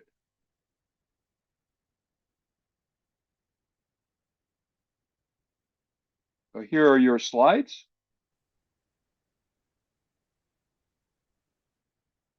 Hey, it's good to be here. It's good to be on the show again. So a little bit about my business. I started it up in 2024. I bought a couple collections from modelers that had either from their estate after they had passed away or from ones that could no longer model. So, and from that, I realized that a lot of the kits that I was selling were no longer in production. So I saw a gap and thought it'd be a good business venture to get in and start making some of those resin type kits for upgrading and kit bashing locomotives. So that started into what was becoming a focus on 3D printed kits for both locomotives and freight cars. You go to the next slide. These are a couple of our products, or a few of our products. A small percent, I think we're probably like 20 or 30 different model kits available right now on my website. And always more coming out. Some of them that are less popular, we discontinue, and always developing, always improving the kits. So, stay tuned because there's always something good coming.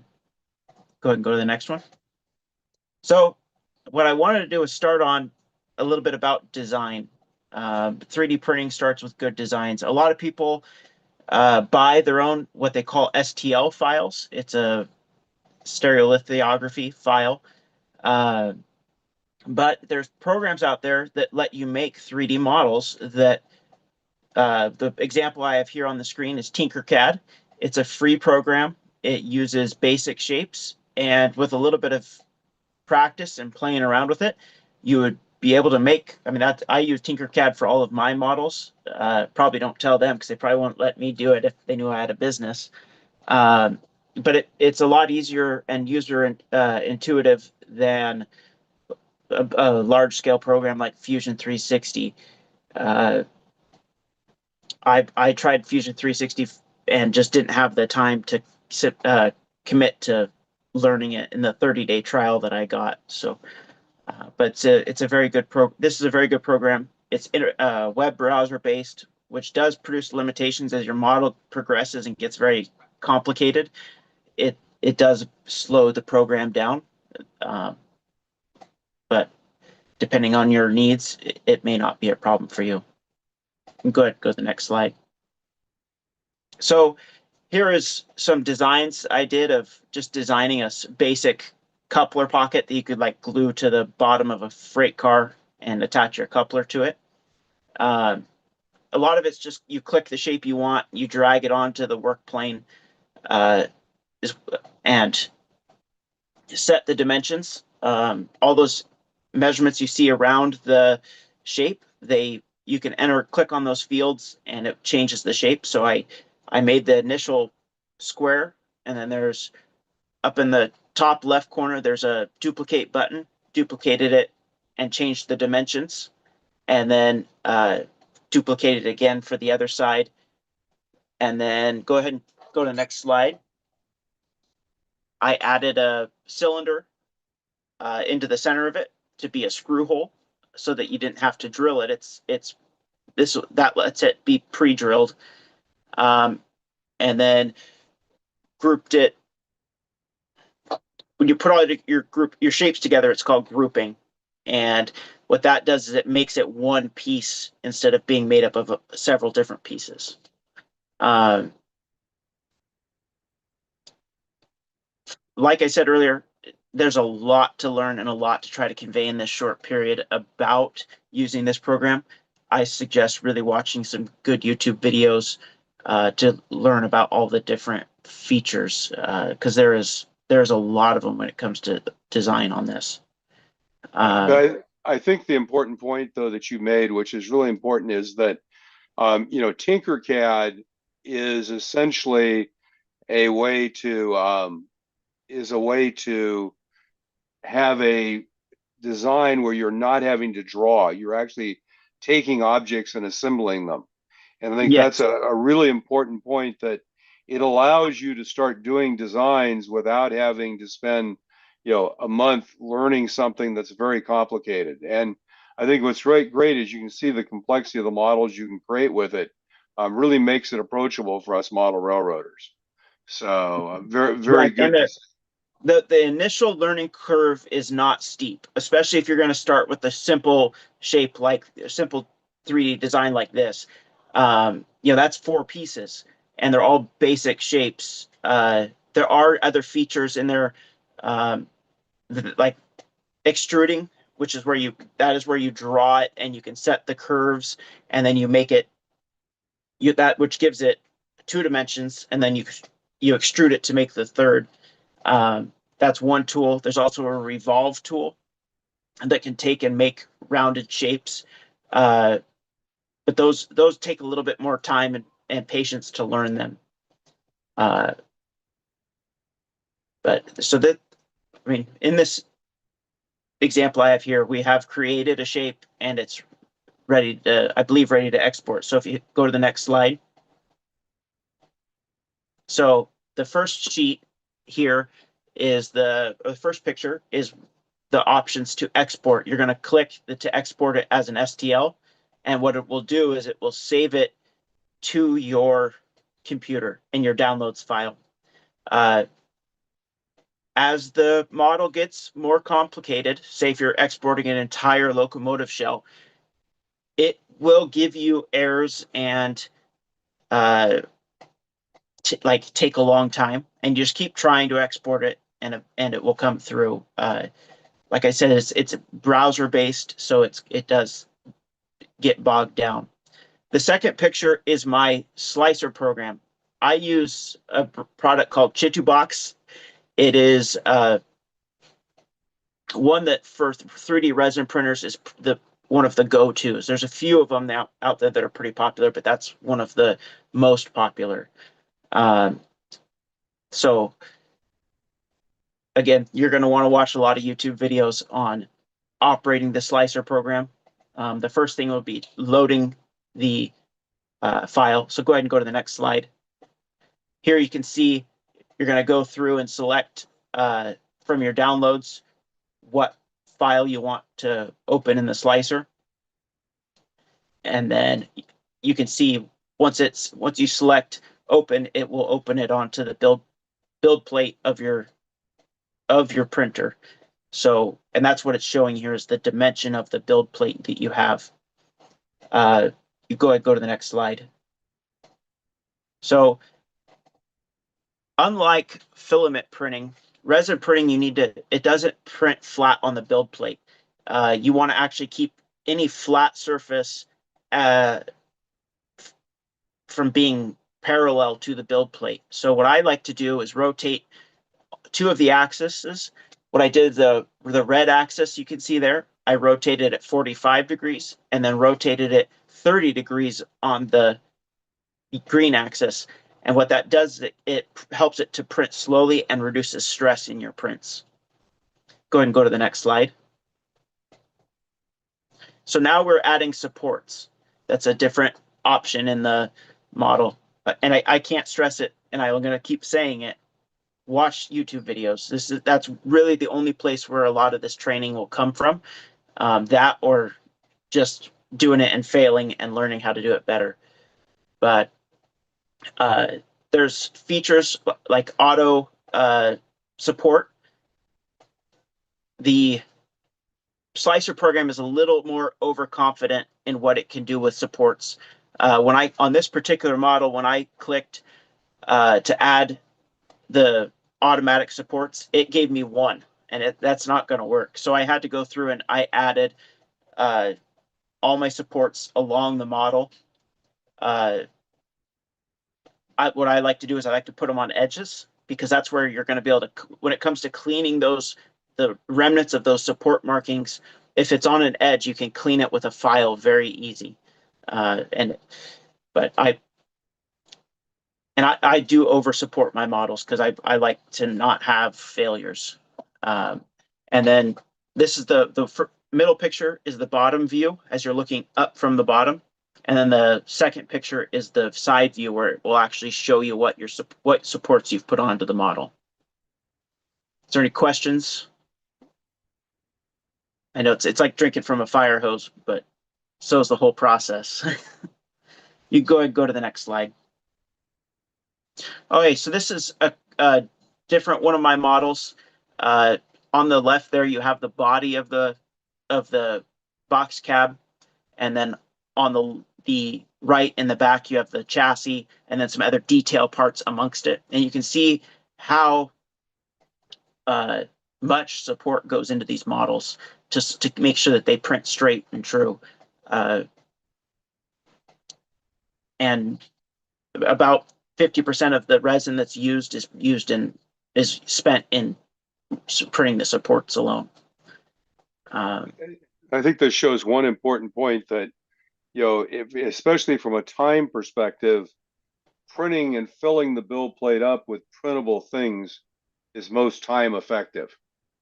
Because yes, it takes the same amount of print to print this as it would, you know, to print the last. I mean, if you printed this last picture, you know, that single thing in the middle of the board, based on the height, you could print this whole thing to the same height in the same amount of time. Yeah, that's a difference between resin printing and filament printing. Filament printing, when you fill your build plate, it adds time. Because it has to print each, you know, it goes around and prints the whole build plate on that layer, and it has to go to each point. Whereas the resin, it prints an entire level in one shot and picks it up. So yeah, the only thing that makes your build times, your print times take longer is how tall they are. So that coupler box that was initially there, that might, because it's so short, that might be a 1 hour print, but this one that's on the build plate now in this picture, that's probably a 10-hour print. So the nice thing about resin is it can run unattended.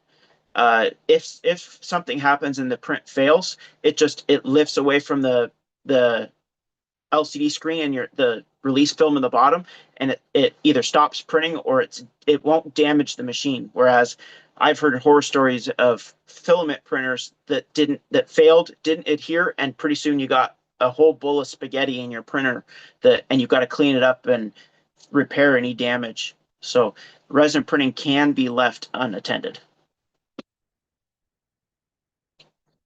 All right, let's go to the next slide. There you go.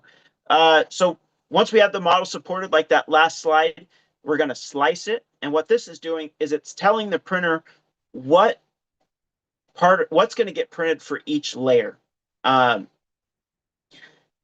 So we're going to click slice, and it's going to go through and it's going to analyze it, and it's going to create a file that we can save. So the next one here is to save it, and we're going to save it to an external flash drive.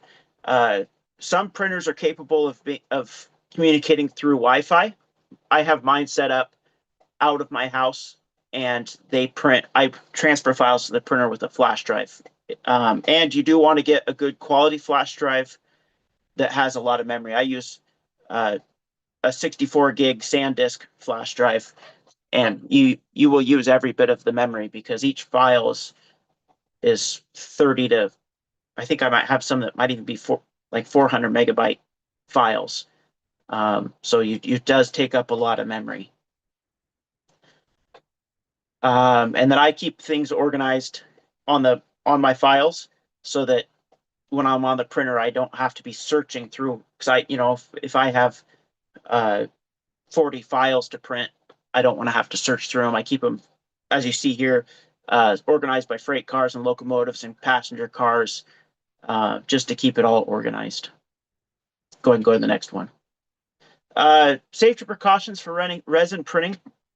Resin is toxic, and the isopropyl alcohol that's used to clean the prints is toxic as well. You want to use PPE to help protect you and proper ventilation. And I would avoid having it inside of your house because you just don't want the vapors in your house, and it has a definite odor and yeah, it needs to have the respect it deserves. But your 4 main parts of PPE will be a respirator with organic vapor cartridges. Some people use a full face respirator just because then they don't have to worry about their safety glasses. But I use a half face nitro gloves, safety glasses, and then I use a lab coat to keep resin and the remnants of the supports off my clothing. Go ahead and go to the next. Helpful. As you can see here, this is some helpful tools. I use a plastic scraper. That's the black part, one that's right there in the middle. Don't use the metal scraper that comes with your printer. I'm not entirely sure why they sent those, because they scratch up that aluminum build plate and it only creates a lot of problems for you in the future. So you should always be able to get your prints off with the plastic scraper. Then a set of flush cuts. I like using those for trimming supports off, especially for delicate detail parts. A hobby knife for trimming as well. I use a pocket screwdriver for pushing supports out of like small holes. Then you'll want a funnel and paint strainers for if you have a print failure, you want to drain the resin out of your what they call your vat and make sure that there's no debris, because if there's debris in that vat, it will get crushed between the build plate and the LCD screen, and it will crack your screen or puncture your release film. So, and that's another good practice, is to periodically drain that and check it for obstructions, and then after you filtered the resin, put it back into the vat. The silicone spatula, that's for if I haven't printed for a pretty good period of time, the resin has a tendency to separate out. So I use that silicone spatula to stir it back up. And I actually will like run it along the bottom of the vat to make sure that it mixes it all up really well, and it's good to go again. I use cookie sheets under my prints as I'm processing them to catch any of the resin that comes off. Some people use silicone mats, and then you're going to want to get a lot of these blue shop towels. These are billed as lint-free. They do have a little bit, but a lot less than paper towels. If you're using paper towels, when you wash your prints in the isopropyl alcohol, you'll see that lint come off and start building up on things inside your wash tank. So, but you just want to avoid all the lint from regular paper towels. Go ahead and go to the next slide. One thing I forgot to mention earlier, resin printers are temperature sensitive. So if you're going to be printing in your garage, you want to keep that space. I've been successful printing like 65 degrees to probably all the way up to 90 degrees. You get out of that range and it gets to be, you get undesirable effects when printing. So just keep that in mind, that you may want to keep a small space that's climate controlled for your printing. So in addition to the resin printer, you'll also need a wash and cure station. The wash and cure I have is two different machines. Some of them are done up in one machine. And what this does is the isopropyl alcohol, which is the one that white and kind of clear tank there, that has a basket in it and an agitator that washes the resin off of the model. And then after it's washed, I blow it off with air, which it just needs to be dried thoroughly. The compressed air seems to work well. It does pose other risks of spreading the material around and making it more of an aerosol. But if you're properly ventilating your space, you don't have, it's not as much of an issue. Once the model is cleaned and the supports are removed, then it goes in the curing station where it's able to, because the resin is still soft and not fully cured. So a little bit of time in the curing station helps to cure it up and harden it up and make it so you're not exposed to uncured resin. Go to the next slide. Okay, so these kind of some of the parts of a resin printer. The picture on the left, the first one, that's just, I've removed the UV protectant cover, and that also keeps dust out of the resin. You don't want to get dust in there. The build plate is the top part. that you can see it's got a big set screw. The resin vat is what's in the middle picture, and that has a flexible release film that goes against the LCD that you see there in the right photo.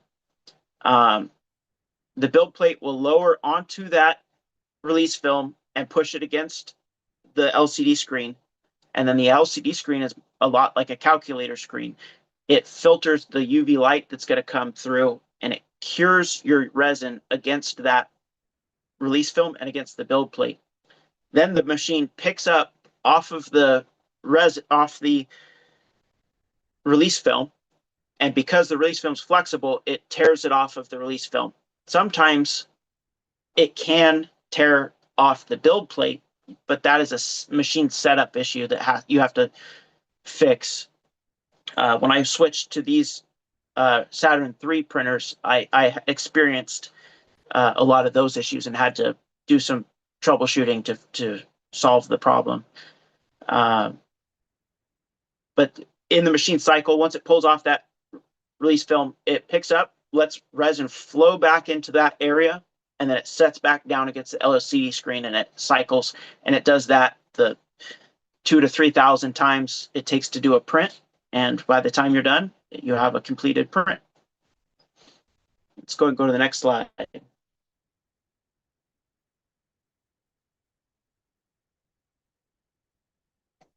Okay, so I had a printer failure. The LCD screen failed. So it was a good opportunity to take some pictures of the different internal parts of the resin printer.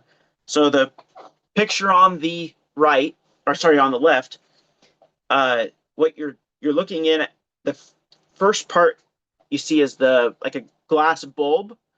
That's your UV light, and that's on the back of the machine. And when you see it towards the bottom of the picture, that's actually a mirror that is shining that up against the LCD screen. And the middle picture, that's a picture of the LCD screen. And as you can see, it really is about the same consistency as a calculator screen. It is a black and white screen. And then the last picture is of the front cover removed, and you can see the computer board that is inside the printer. All right, let's go to the next one. All right, so I ran my print. Again, you're going to want to watch a YouTube video specific to your printer so that you can, that's why I didn't hit too much on actually printing and the menus on my printer, because you're going to want to follow steps for your specific printer. But here we printed up some small detail parts.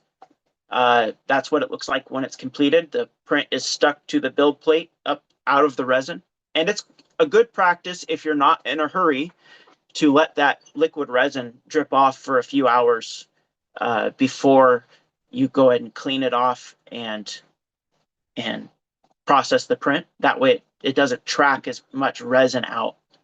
The second picture there, you can see I'm taking that black scraper. It's pretty much right flat to the build plate, so you can't see it real well, but you just scrape along the build plate close to being parallel to it, and you get under those the raft of the print, and you'll just pop them right off onto your paper towel. Let's go to the next one. So the basket there, that's the basket of the cleaning tank. So they're they actually just came out of the cleaner in that one. But for small detail parts, I like to keep the supports on them until they're done being washed in the basket, because if you take them off ahead of time, all those little parts will go through the mesh and be lost. There are some other creative solutions to do it. One of them is they make a stainless steel ball as like a tea infuser, so that mesh, you can put them in that mesh and it will hold the parts so that you can take it back out. I prefer this method. I feel like it gets the parts a little bit cleaner. And then once they come out of the cleaner, I use the blue towels to soak up as much alcohol as I can, and then clean them off with compressed air, or I have a nice, I use it for cleaning locomotives. It's a little air power or fan powered blower. I use that, could be used too. It just needs the volume of air moving across it to blow all the alcohol and evaporate it. And then once they're clean, if I haven't previously removed the supports, I remove them from the supports and get them ready to go into the curing station. So we can go on to the next slide. This is my curing station in action. You see the two tall towers of UV LED lights, and it's on a turntable. And what that does is it helps the parts to get light on all sides. There's also an LED that shines up from the bottom side. If I'm printing a larger, more complex model, I partially through the cycle, I'll stop the machine and reposition parts that may not have gotten light on all sides, and then run it again. The picture on the right, I am removing the remnants of the printer supports. As you can see, the printer supports come up into like a little spike, and you'll want to remove all of those before you start to assemble the print.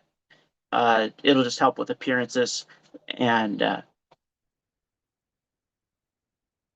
yeah, it helps to make it, you know, there's a lot of processing that goes on even after the print is cured. So avoid breathing the dust of completed models. I have noticed some like eye or respiratory irritation if I'm not wearing a mask or if I produce too much dust. So what I like to do is I get the file wet and I get the model wet with water in the sink, and I file it while it's wet, and it prevents it from producing dust. All right, we're ready for the next slide. All right, so this is the vote for models for the build along. I'm not sure if you wanted to talk about it or if you want me to talk about it.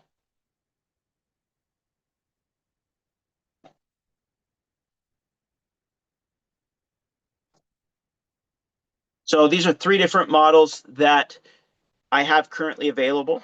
One is an end cab switcher, a center cab, and then a smaller, shorter, kind of porter style switcher.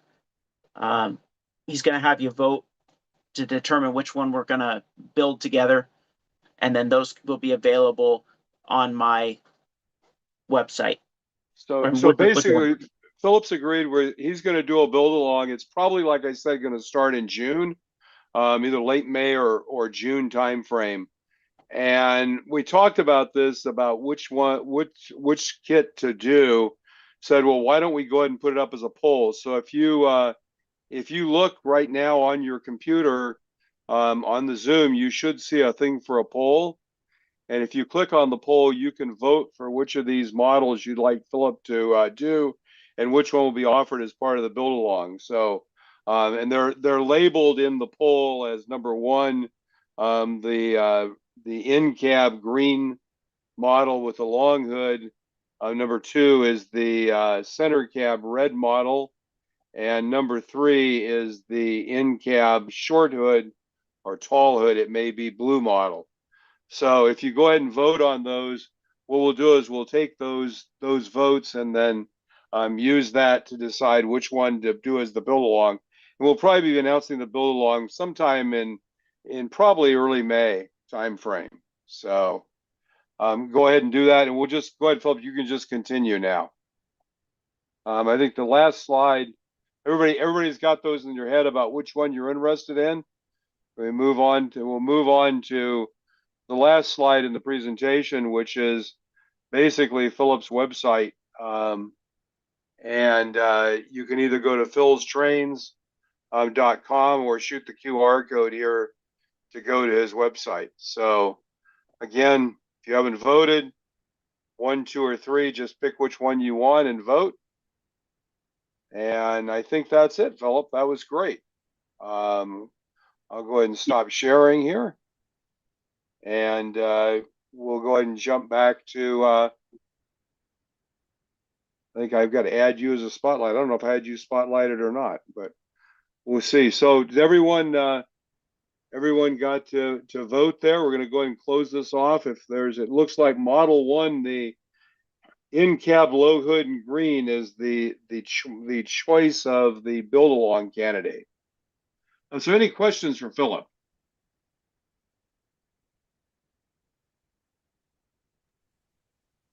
Not a Yes. question, but I went to his website and looked, and that's a fine line of cabs and locos that you have there.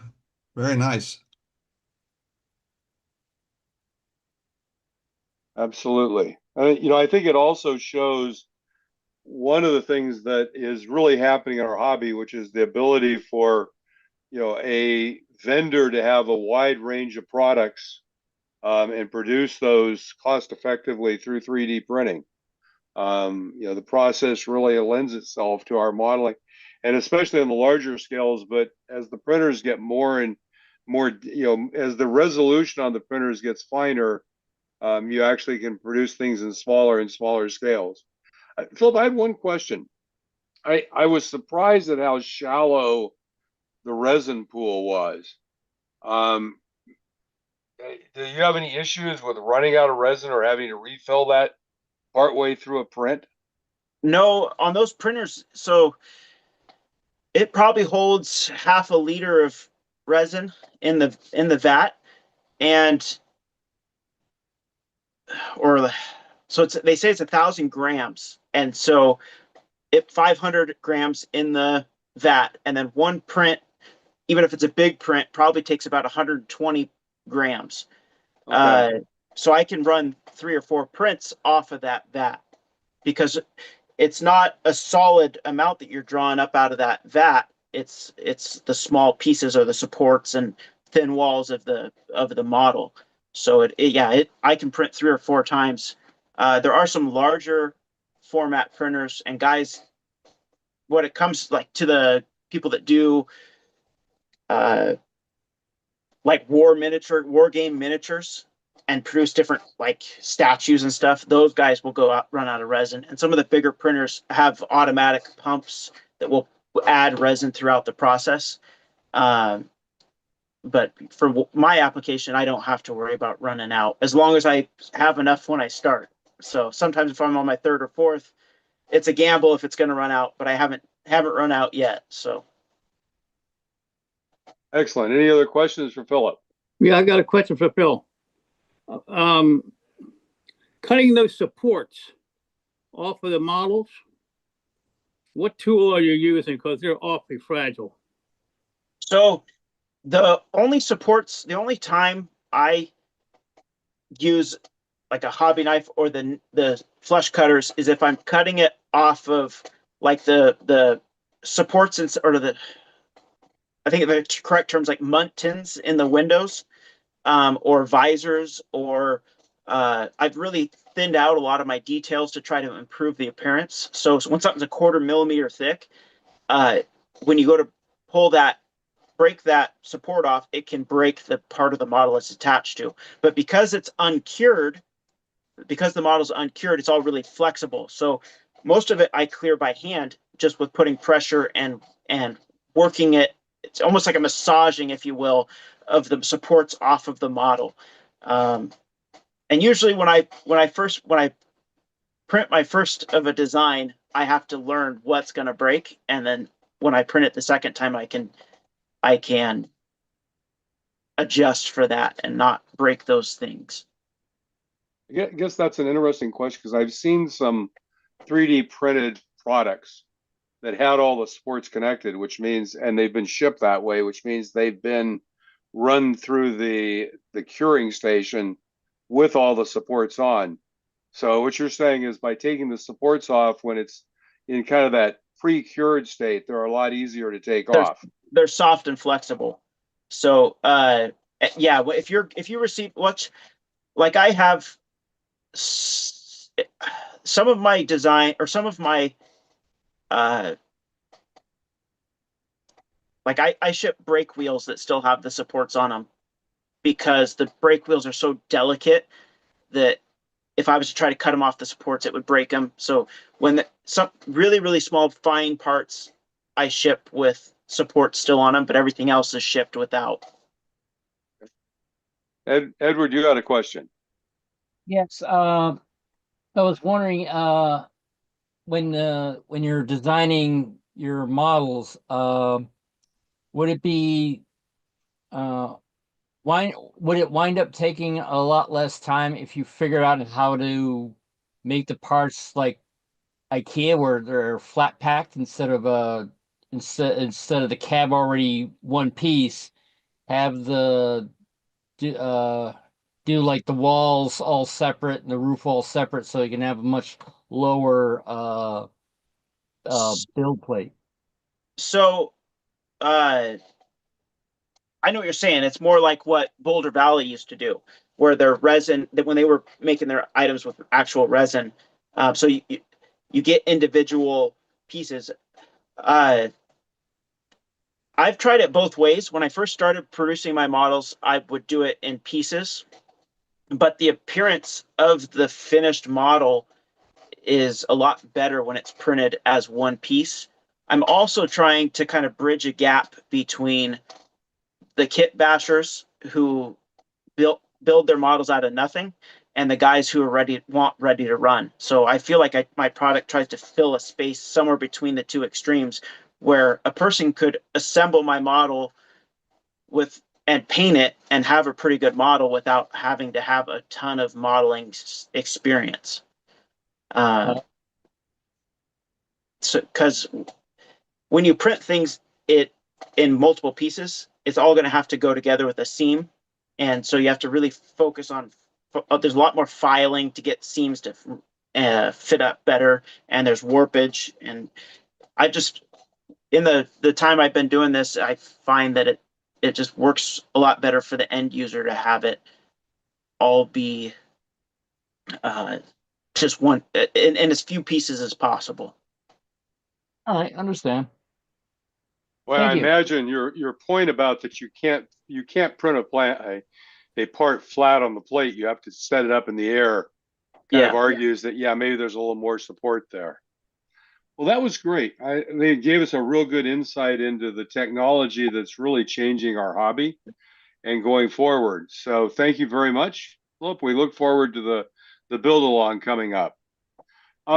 So that brings us really, I think, to the end of the program for this evening. I was going to potentially do a part 2 of my little segment, but quite frankly, it's late enough now. We're already up to 6:18. I don't think, or actually, for those of you on the East Coast, 9:18.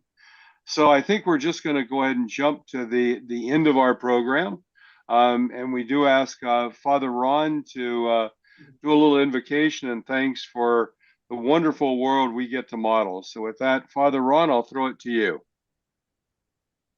O God, as we create and miniature the world around us, may we marvel at the beauty and genius which created the world and instilled in us a portion of your great knowledge and wisdom. Give success to the work of our hands, O God. Amen. Thank you, Father Ron. We always appreciate the world we live in, and how it was created for us is great. So thanks again. So with that, we are at the end of the program. We do have a caboose tonight, and I think it's a very fitting caboose because, we look around at things to model. There's one thing that is in many ways modeled by many modelers, probably more than almost any other feature. And it's a pretty interesting thing, and one that you'll immediately recognize as being a modeling topic that many people have focused on. So with that, we'll go ahead and run our caboose and close the show.